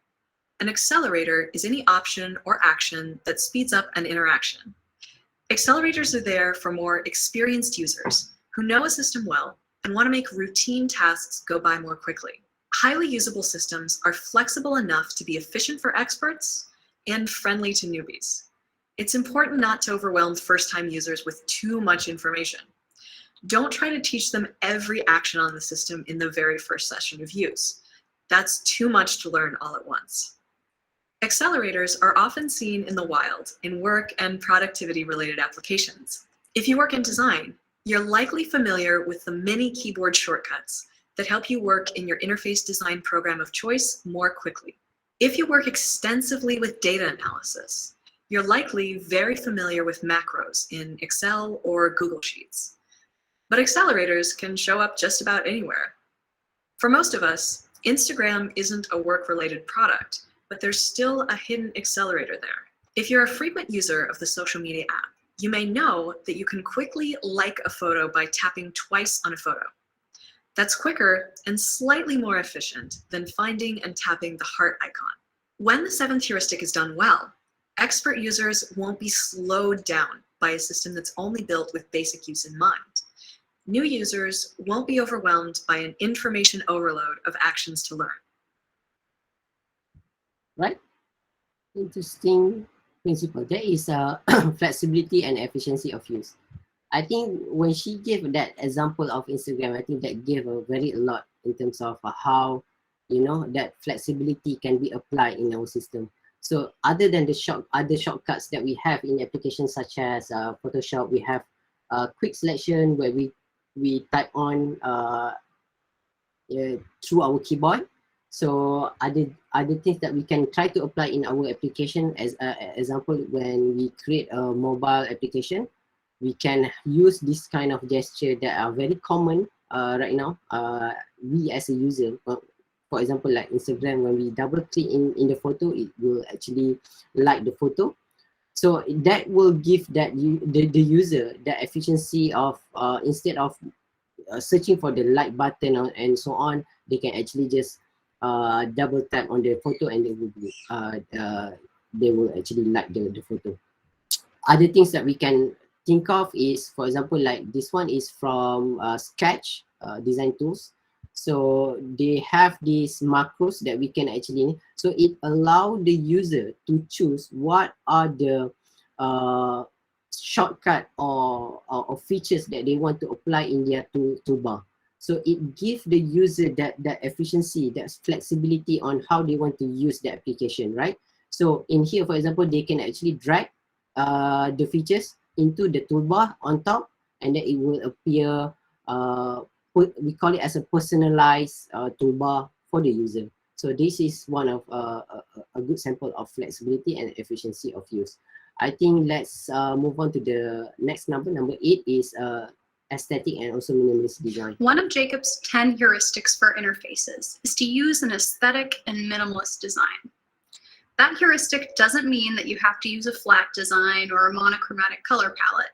It's more about making sure that you're keeping the content and the visual design of your UI focused on the essentials. This is closely related to the human-computer interaction concept of a signal-to-noise ratio. The signal-to-noise ratio represents the ratio of relevant to irrelevant information. In a user interface, the information involved in this ratio could be anything: text content, visual elements, or animation. Essentially, anything that users have to process could count as signal or noise. To improve the efficiency of communicating information through your designs and to help users complete their tasks, aim for a high signal-to-noise ratio. Every extra unit of information in a UI competes with the relevant units of information and diminishes their relative visibility. As a consequence, it's important to prioritize your content and features. If something would be used infrequently or by a small number of users who don't contribute much to your company's goals, it might be a candidate for removal. It's also important to make sure that the visuals, particularly graphics or photos, support the primary goals of users or your company. In other words, you shouldn't have many visual elements that aren't there for any other reason than to look pretty or to take up space. Communicate, don't decorate. All right, that is principle number 8, which is aesthetic and minimalist design. So I think this is one of the common one that we face an issue. There's a very thin line between on how people understand on minimalist and also a feature related system. For example, in Petronas, for example, we have a lot of complex, I would say, a complex application system that when we want to improvise, when we want to improve in terms of the UI UX perspective, what we need to look into, when we move into the minimalist part, the aesthetic part, we don't want it just to look good, but it needs to be functional as well. So that is very important. So it doesn't mean that the system is beautiful, but it's very useful in terms of the UX, the experience for the user is better. It doesn't mean that. So this is something that we need to work on when we move into the aesthetic part and also the minimalist part. We need to be careful. But I guess at the end of the day, it needs to, anchor to the main priority that we want the user to achieve in our application. So for example, if you are creating an application, one of the features is to sell an item. Another one is to rent a car, for example. One is to sell a car. Another feature is to rent a car. So at some point of that journey on you creating that application, somehow you need to prioritize in terms of which feature that you want to expose the most, that you want to highlight the most, right? So that is very important in aesthetic and minimalist design. So you need to be straightforward in terms of when the user went into your application, what the user need to see. We need to grab their attention. We need to, it needs to be interesting enough, eye-catching for the user. It's very simple, straightforward. So that is why if we can have a good example of it, we can use, we can see Apple, for example. So Apple is very clear what they want to show to the user, right? So this is like the flagship product that they want to show us. It will be on the first item that the user will see. First, when we come into the Apple site, we will see this big image, this iPhone 13 Pro.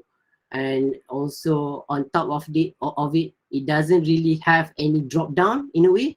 It straightforward shows what are the key product that they want to showcase to the user. It's very straightforward and very clean in a way. So it's a combination of minimalist, useful, and also, you know, a very flexible for the user as well to understand what the company want to show us. Okay, so this is one good example of a very minimalist and very straightforward application. So a good thing that I just find out about Apple that I think doesn't really apply to other companies, for example, is Apple don't usually compare with other you know, big players in the industry. So for example, Samsung, it doesn't really even touch what Samsung can do, what they can do. It doesn't really compare themselves with, because they have this kind of, you know, their identity themselves. They have their you know, their belief in what they want to show, what they want to need. They have their own target vision for their product. So this is very straightforward coming from Apple. So this is a very good example. So let's move on to number 9, which is help user recognize and diagnose. Okay. One of Jacob's 10 heuristics for UI design is to help users recognize, diagnose, and recover from errors. We can make sure that we meet that heuristic in several ways. I'll give you 3 recommendations plus some examples. First, clearly inform users when an error has occurred. One of the simplest ways to do this is with an error message. Depending on the context, you might combine the messaging with a visual treatment, like red text or a warning sign. If a user skips a field in Nordstrom.com's checkout process, they see a combination of visual treatments and an error message. This clearly shows the user that an error has occurred. Second, we need to tell users what the problem is. It's important to use plain language at this step. Lowe's 404 error page quickly explains what went wrong. The page is missing or moved. Third, we should offer a way to fix the error. That might mean providing concise instructions for how to correct the problem, but the best thing to do is to offer a shortcut in the error messaging, not just instructions for how to go fix the problem in the UI, but something that they can click or tap right now to solve the problem. For example, if a user hits an empty result set on kayak.com, they see this error message. It quickly explains the problem, too many filters, and proposes a solution, which is great.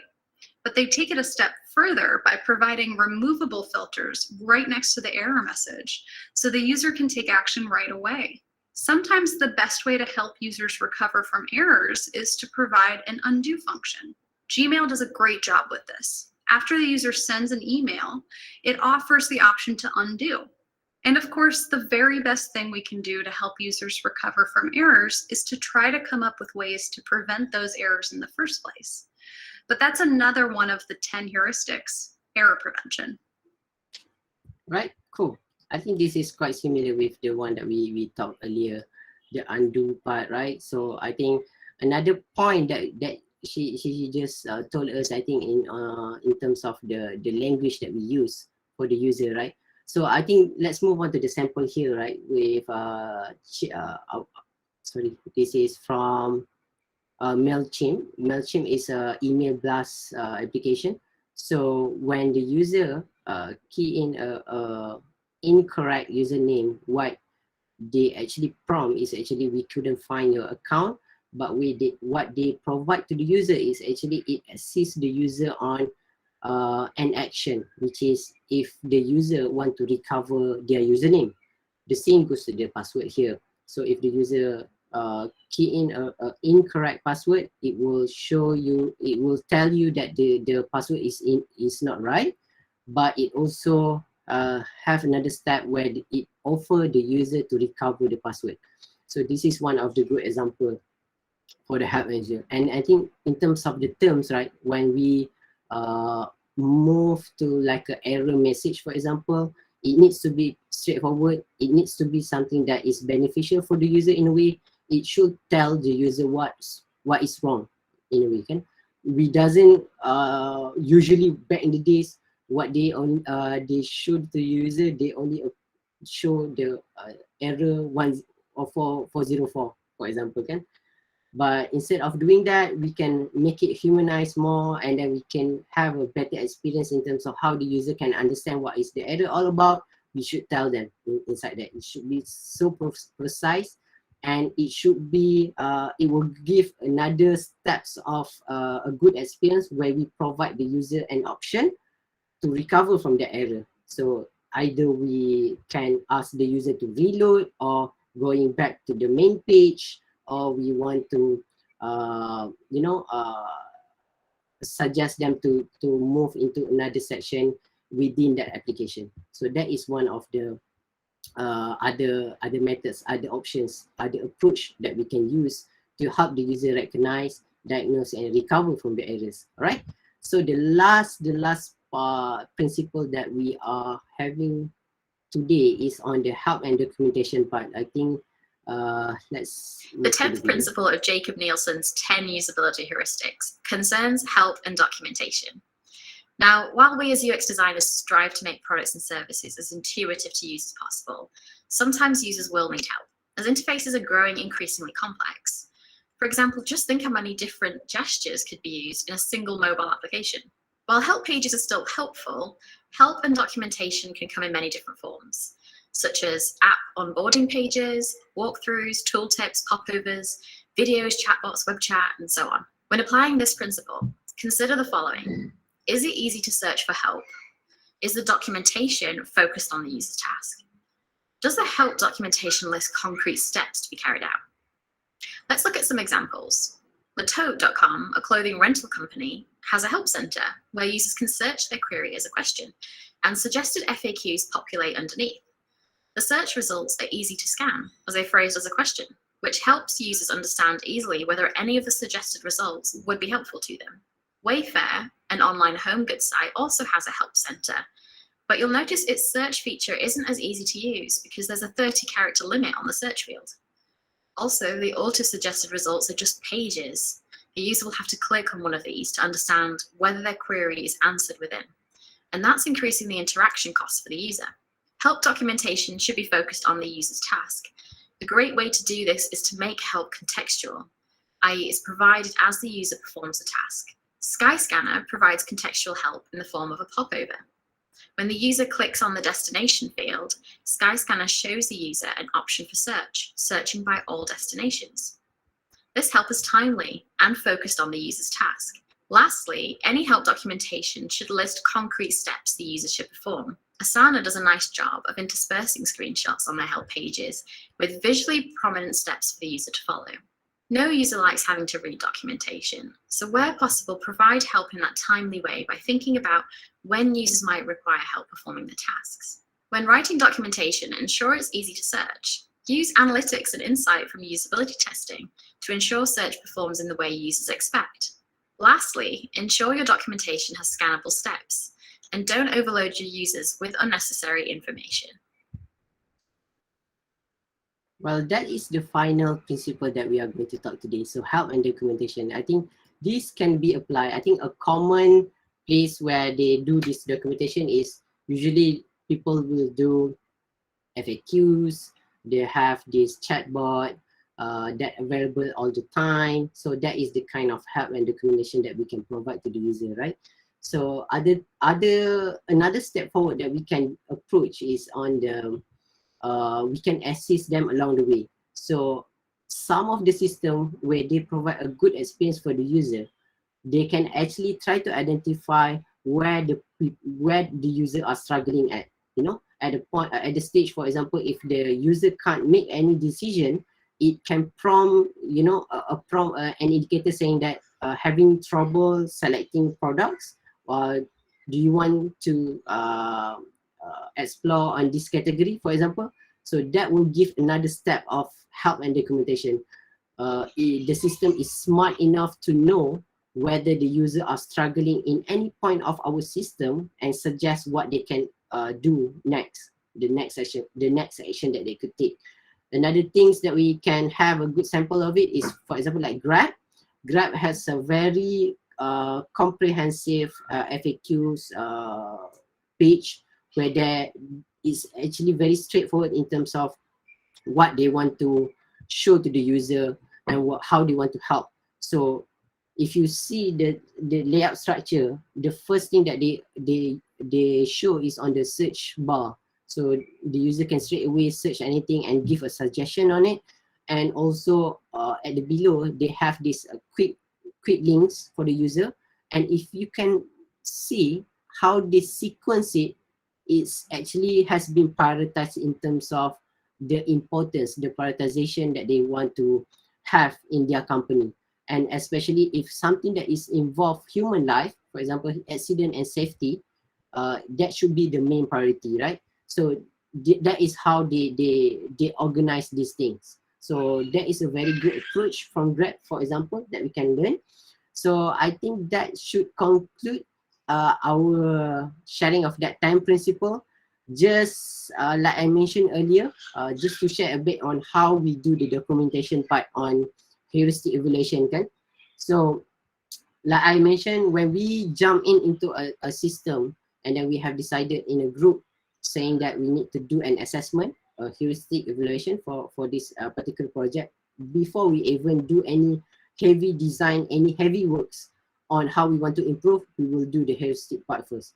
And then we will jump in, we will try to walk through every of the tasks, every items, every layout, every components inside that system, and then we try to suggest on if there's any problem, we should highlight it, and also we should suggest, we should propose what are the potential solutions that we can do. So what we do is we try to prioritize the severity of that findings in these three forms. So there will be three, which is low, medium, and high. So if there is something that is very aesthetic features that we need to improve, that doesn't really give a huge consequences in a way in terms of the user action, we can categorize it as a low severity. And then if something that is medium is something that it's important to fix, but it also not something that is very high consequences. And on the other hand, there will be the highest one, which is it could be a usability catastrophe. So it can give a huge impact if we don't fix that problem.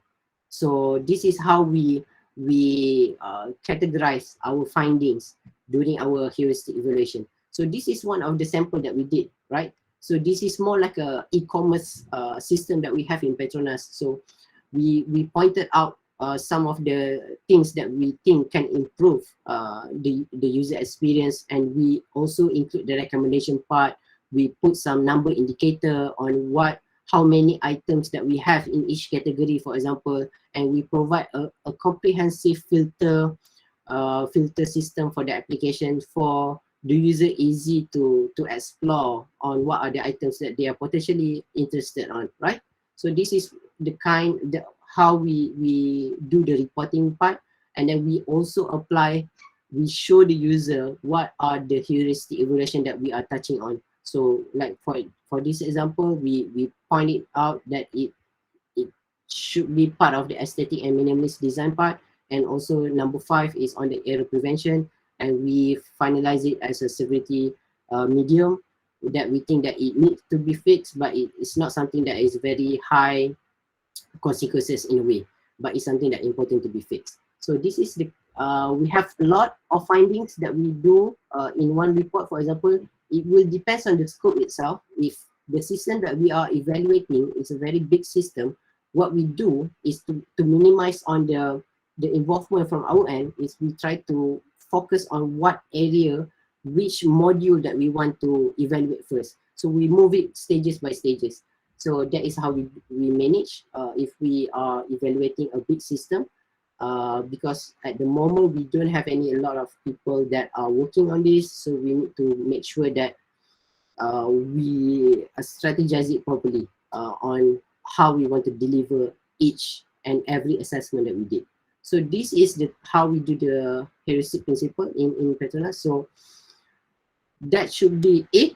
And I think we are almost at 12 o'clock. So we are about on time, but I actually want to share a bit about the story. I think this, let's have a quick one lah kan. Before we end, I think this is like I promised my video of my final year project that I did in 2015, 2014, right?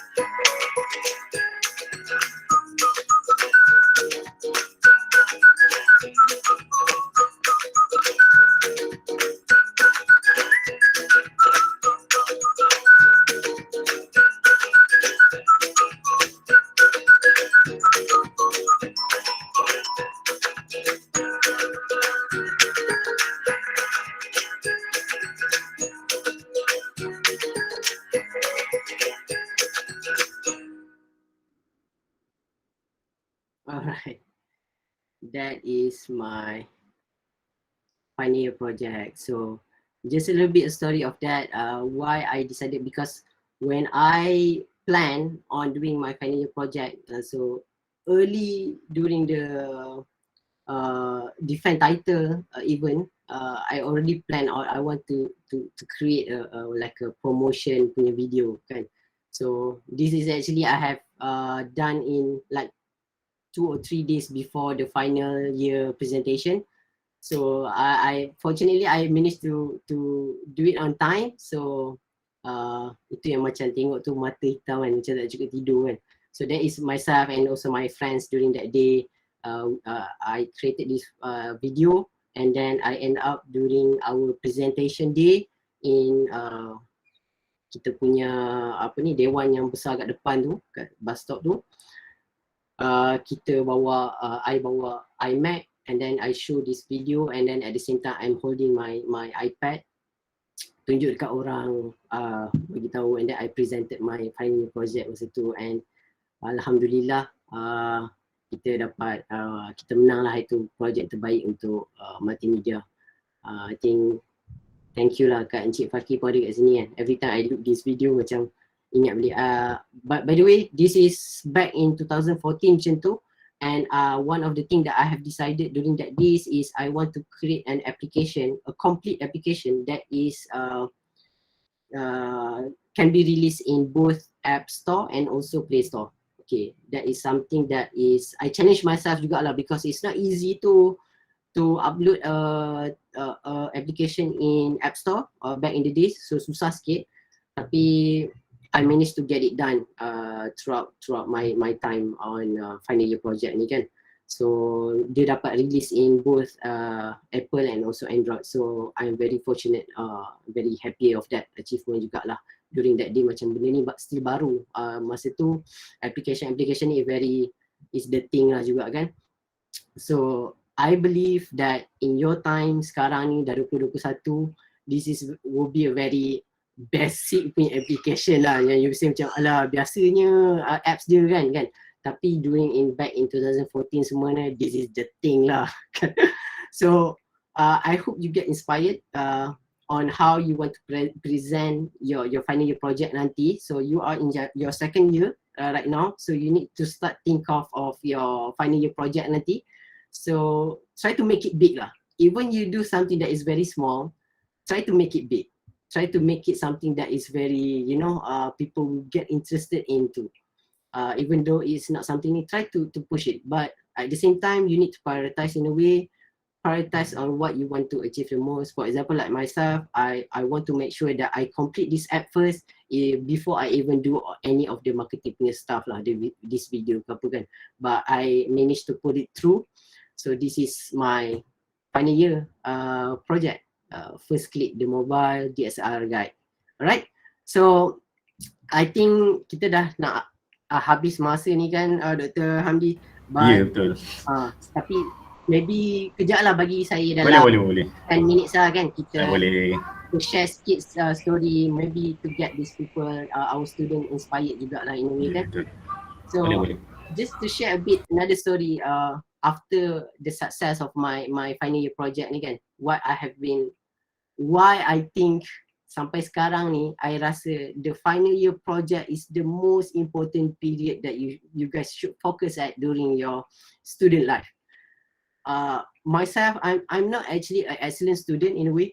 I'm not macam apa ni, dekan setiap tahun ke. Unfortunately, I'm not that kind of student. But I'm really into of this design, making a beautiful things. I a perfectionist in terms of how I deliver my task, especially on the design punya perspective lah. So after I created these apps, I dapat menang the best final year project. So I dapat that award semua, pergi ke Korea. I dapat the best final year project for the whole UTHM on faculty FSKTM. So when I go to the outside world to get a job kan, so what I did is I'm lucky enough to get that interview for Petronas. So I went to that interview not empty-handed. So I got my FYP. So I got my final year project. So that is something that I need to showcase to my potential, employer kan. So please keep in mind that people usually say that fresh graduate doesn't have any experience. That is wrong. The final year project, your student, your learning journey throughout your life in university, in UTHM and FSKTM, that is your experience. So make it count, okay? So what I did is actually, yes, people usually say that, okay, this is fresh grad, they don't have any experience. But when you think it again kan, when you do a final year project, it's a one-man show tau. It's your own project. You do it end to end, right from the beginning, from the title defending punya session with the lecturers. You do all the, the session, the session that you did with your supervisor, that thinking, that documentation, the research part, the survey part, the development part, the designing part, the storyboard part.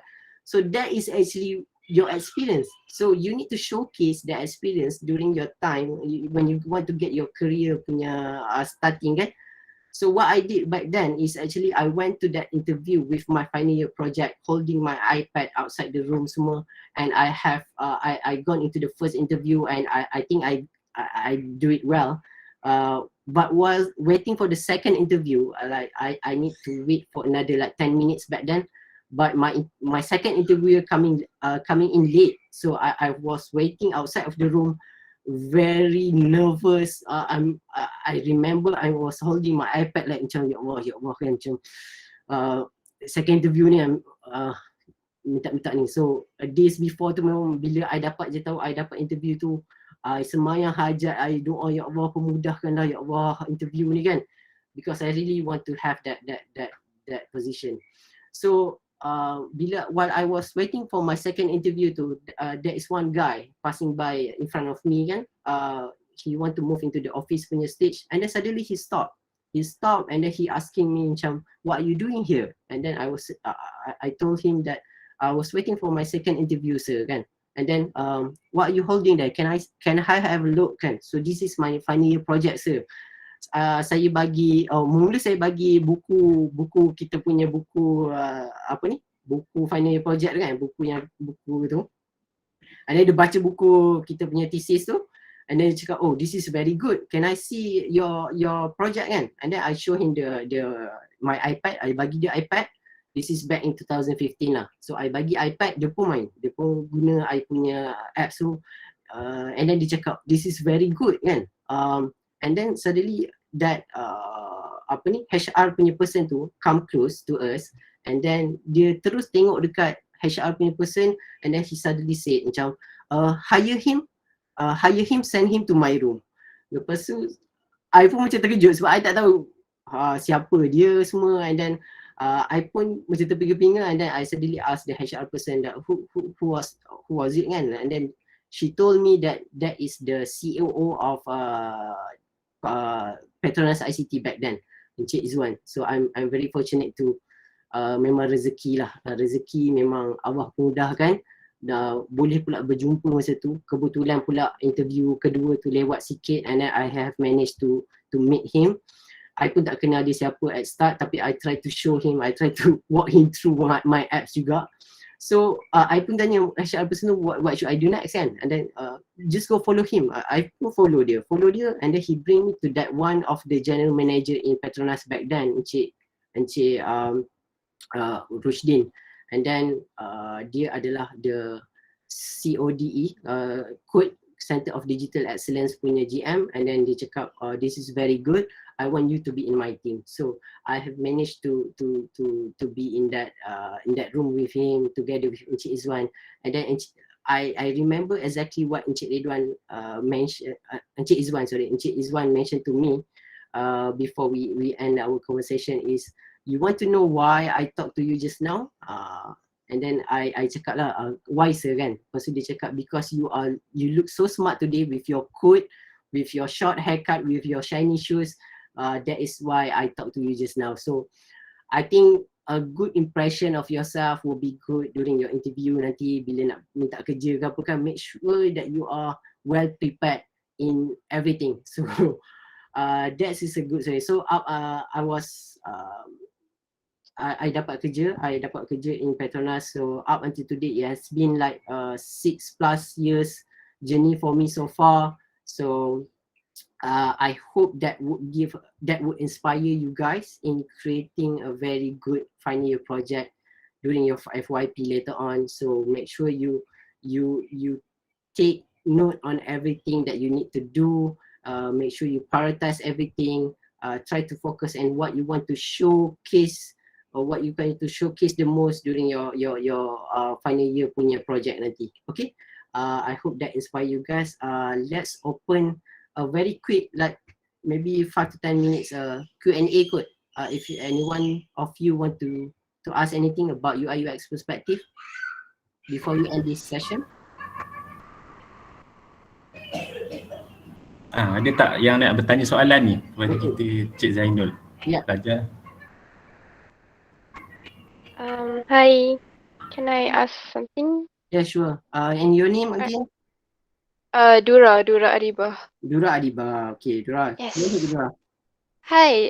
Okay, so for someone who is not that creative but are willing to learn, take extra effort untuk belajar more on design, the user interface and user experience, Yeah. like if we want to design a system or an application, right? Mhm. Where do we start? Like, how do we actually start to design? Do we rely solely on inspirations from current or existing system ke?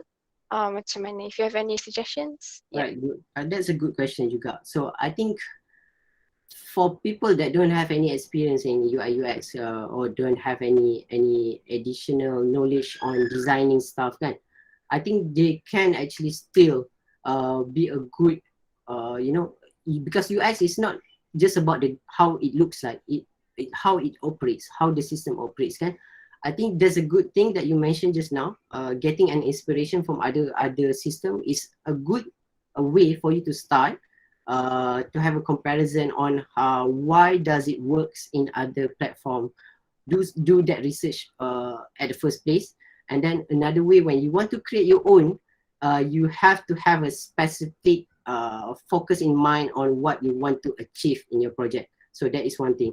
Another thing that you can do is actually there's a lot of references that we have in the web at the moment nowadays. You guys can get more inspiration in a site like UI8 for example. Boleh pergi UI8.com. So kat situ pun ada sample of layout design yang kita boleh follow, boleh search kat situ. And then try to explore on how you can innovate the design a bit kan, make it change a bit, make it your own product. You can change the color, have a macam like I mentioned, if you have a specific color theme that you want for your application, please do so. Buat siap-siap dia punya design system. What are the layout? Boleh buat dia punya in design we call it as inspiration board for example. Kita boleh buat inspiration board tu, mood board kita panggil, mood board. Kita boleh buat mood board, kita boleh paste banyak-banyak design kat situ, what are the colour, apa sistem-sistem yang best. Daripada situ kita boleh explore to create our own system or application. So I think that would give a good start for you lah. So once you have that in mind, for example, what color you want to use, the set of color dah buat, the primary color, the secondary color, what font type you want to use, what font size you want to use, you implement that in your application later on, you have that consistency, you have that flow, you have that prioritization, you have that, panggil apa, dia punya drop down, dia punya prioritization, dia punya information architecture is there. You should be good. That is my purpose, my suggestion to you lah, Dura. I hope that answer your question, Dura. Alright, thank you so much. Alright, thank you so much, Dura. Anyone else? Anyone nak tanya ke apa ke? Anyone have any interest in UI UX punya career ke? May I ask something? Yes. Your name first, sir? Imran. Imran tadi, Imran Fazli. Yep. Okay, go ahead, Imran. I want to ask regarding about the UX, UI UX. Kan it's more like they are a designer for an app, right? The like front end of an app. Regarding about jobs, we are currently learning more about like the back end, like the programming inside. So I just want to ask if either those two, which is more like market open for jobs? Is it more to UI UX or is it to more to the back end programming? I see. Or is it both? Thank you so much, Imran. Thank you, Imran. I think in terms of job opportunities kan, if you ask me which one is like the highest demand in the outside world at the moment, I think both are very high demand in a way. But I think in terms of how you want to differentiate with those in outside world is the addition value that you need to think of. If you are very good in the UI part, the front end development, try to push yourself in that category, in that path. dulu tau. And then once you are able to master that thing in front end development, and then you can actually focus ni. So at the end of the day, what you will do is actually you will have a very general knowledge, and also you have a specialist in a certain area in that perspective, in the development punya perspective tu. You can be a very a good person in terms of a good lead lah, for example kan, because you have a good understanding on the UI part, you have a good understanding on the back end part, you have good understanding on the UX part, for example. That will give that addition value, that different that give a different between yourself and other candidates outside in the outside world kan. So my suggestion, if you have that interest in that area kan, try to approach that first, try to master that one first, make sure that you are strong in that, and then after that you can have that knowledge, general knowledge of others juga, and then when you go for an interview, it will easy to show that to say that when the interviewer ask you, dia boleh tahu macam, oh dia ni memang tahu UI development, dia memang power. And then at the same time dia tahu buat back end, and then dia pun ada UX punya knowledge. That will differentiate you with other people. So my suggestion, it doesn't mean that UI lagi banyak lagi market, UX lagi banyak kat market, ataupun back end lagi banyak kat market. It's just a matter of where are the interests that you have. Make sure that you master that area, be a specialist on that particular skill, and then you have that general knowledge of others as well. That will give you an addition value on others. So in outside world, for example, kita tak nak macam, kalau if someone goes to me in the interview, for example, he only know about UI punya part, tapi doesn't really know on the UX punya part kan, for example kan. So and then compared to another person that he know both, but he more specific in the UI part, so that will give me an additional value on comparing person A, person B. So I will highlightly I will move to I will choose the person B to be part of my team, for example. So that is my answer, Imran. I hope that answer your question. Is there anything else? Can we get one last question ke before we end this call? Kita tak nak over sangat, lama sangat. Okay? One last question. Anyone from the floor?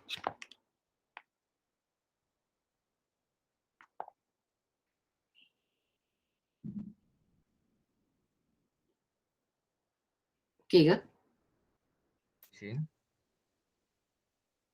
Kalau tak ada, kita boleh end this call. Ada lagi tak soalan terakhir ni? Ada apa-apa tak? Ada tak siapa-siapa nak tanya sebelum ni? Ada banyak ni ilmu ni nak di-share ni. Kalau tanyalah kan. Tanyalah. Saya satu soalan. Okay, nama dulu. Muhammad Atif.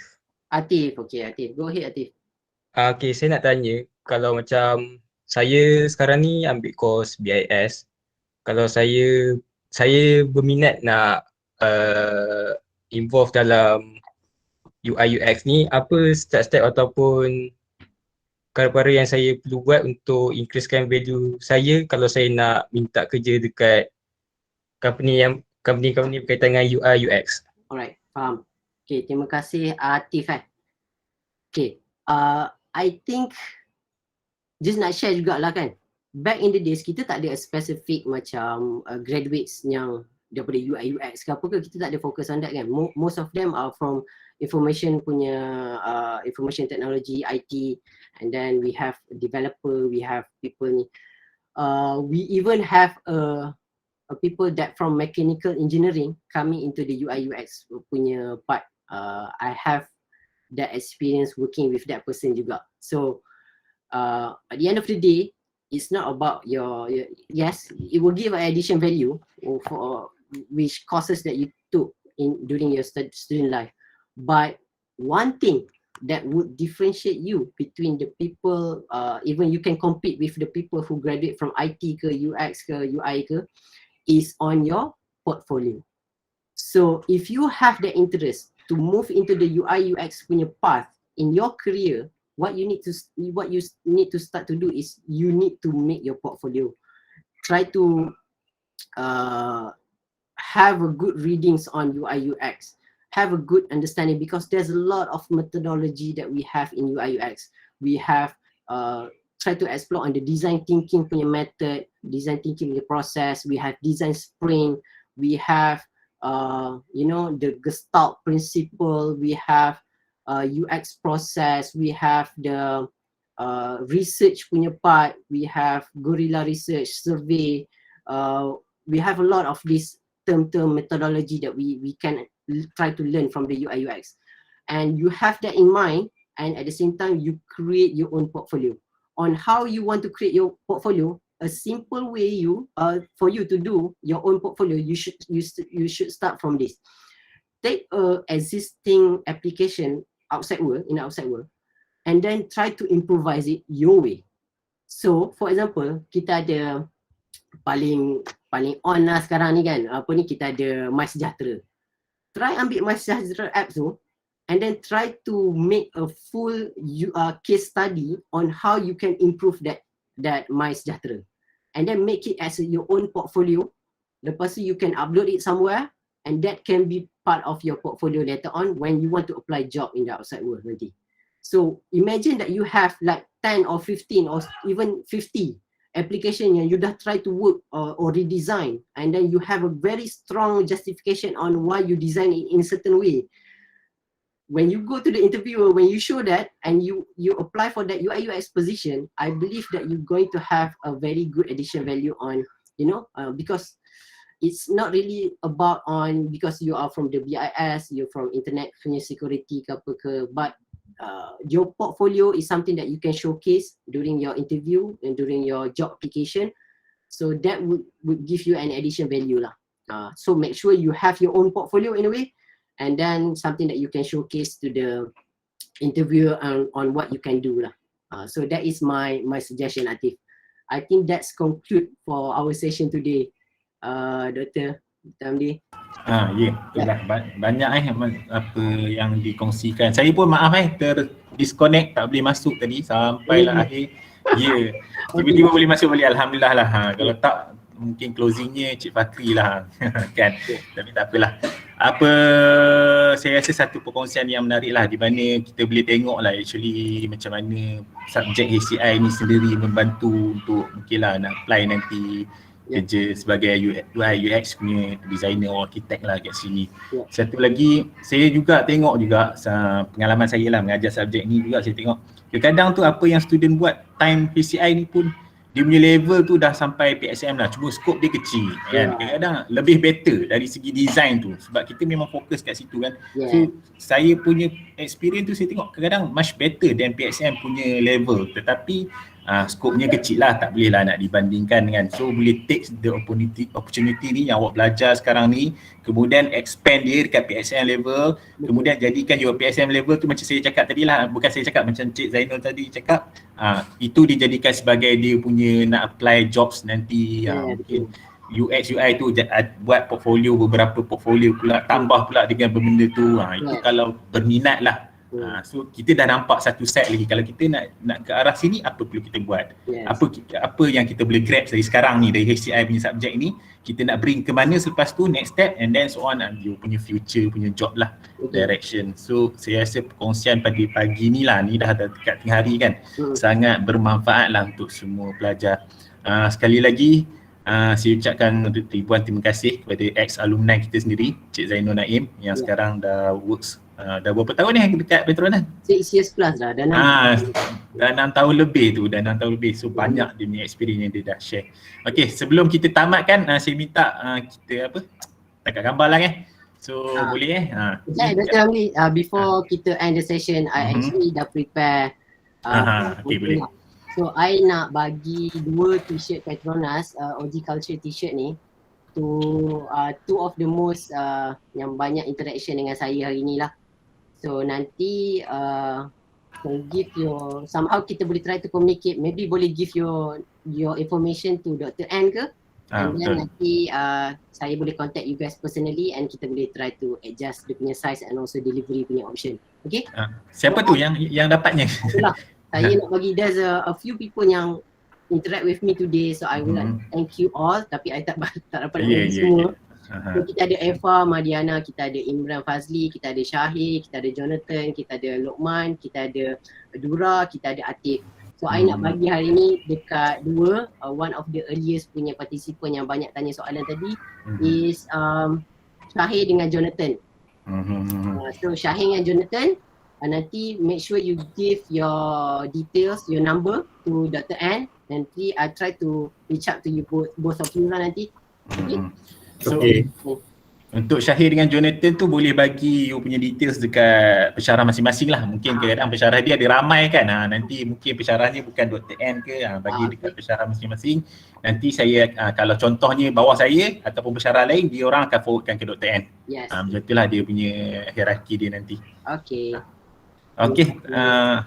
Apa kita tengok gambar dulu? Bukti je. Bukti kan at the end. Sekejap.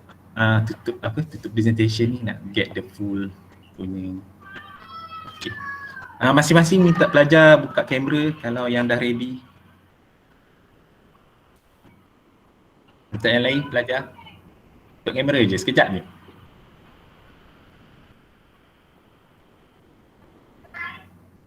Yang lain ada tak buka kamera? Okay, tak pelajar buka kamera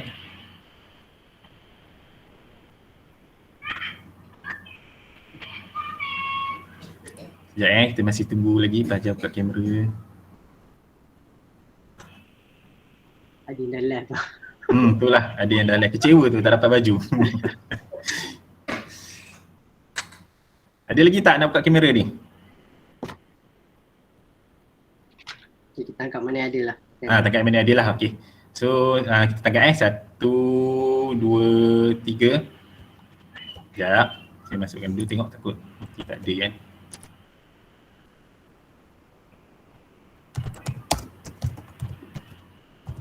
Sekejap satu lagi Okay, one last time. Okay, 1, 2, 3.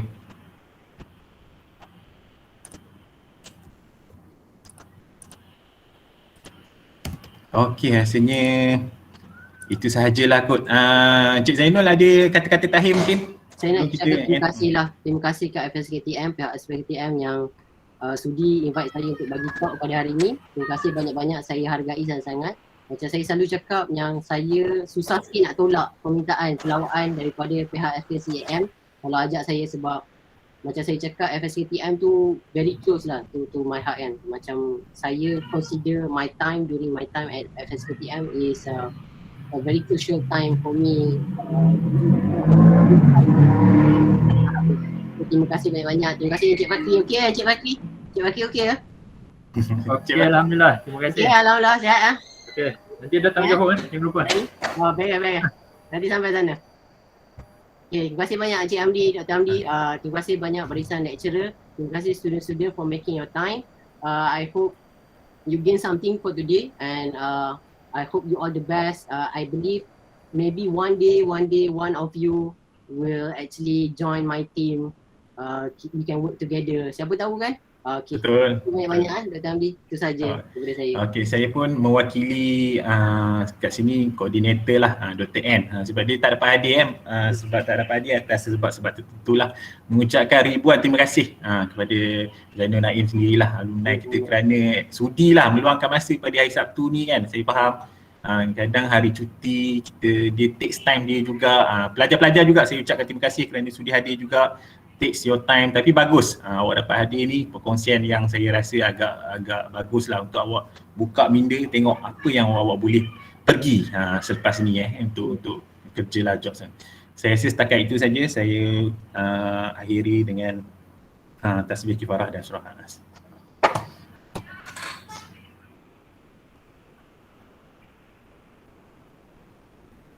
Okay, terima kasih sekali lagi. Assalamualaikum. Terima kasih banyak. Assalamualaikum. Bye. Thank you. Alright. Thank you. Okay.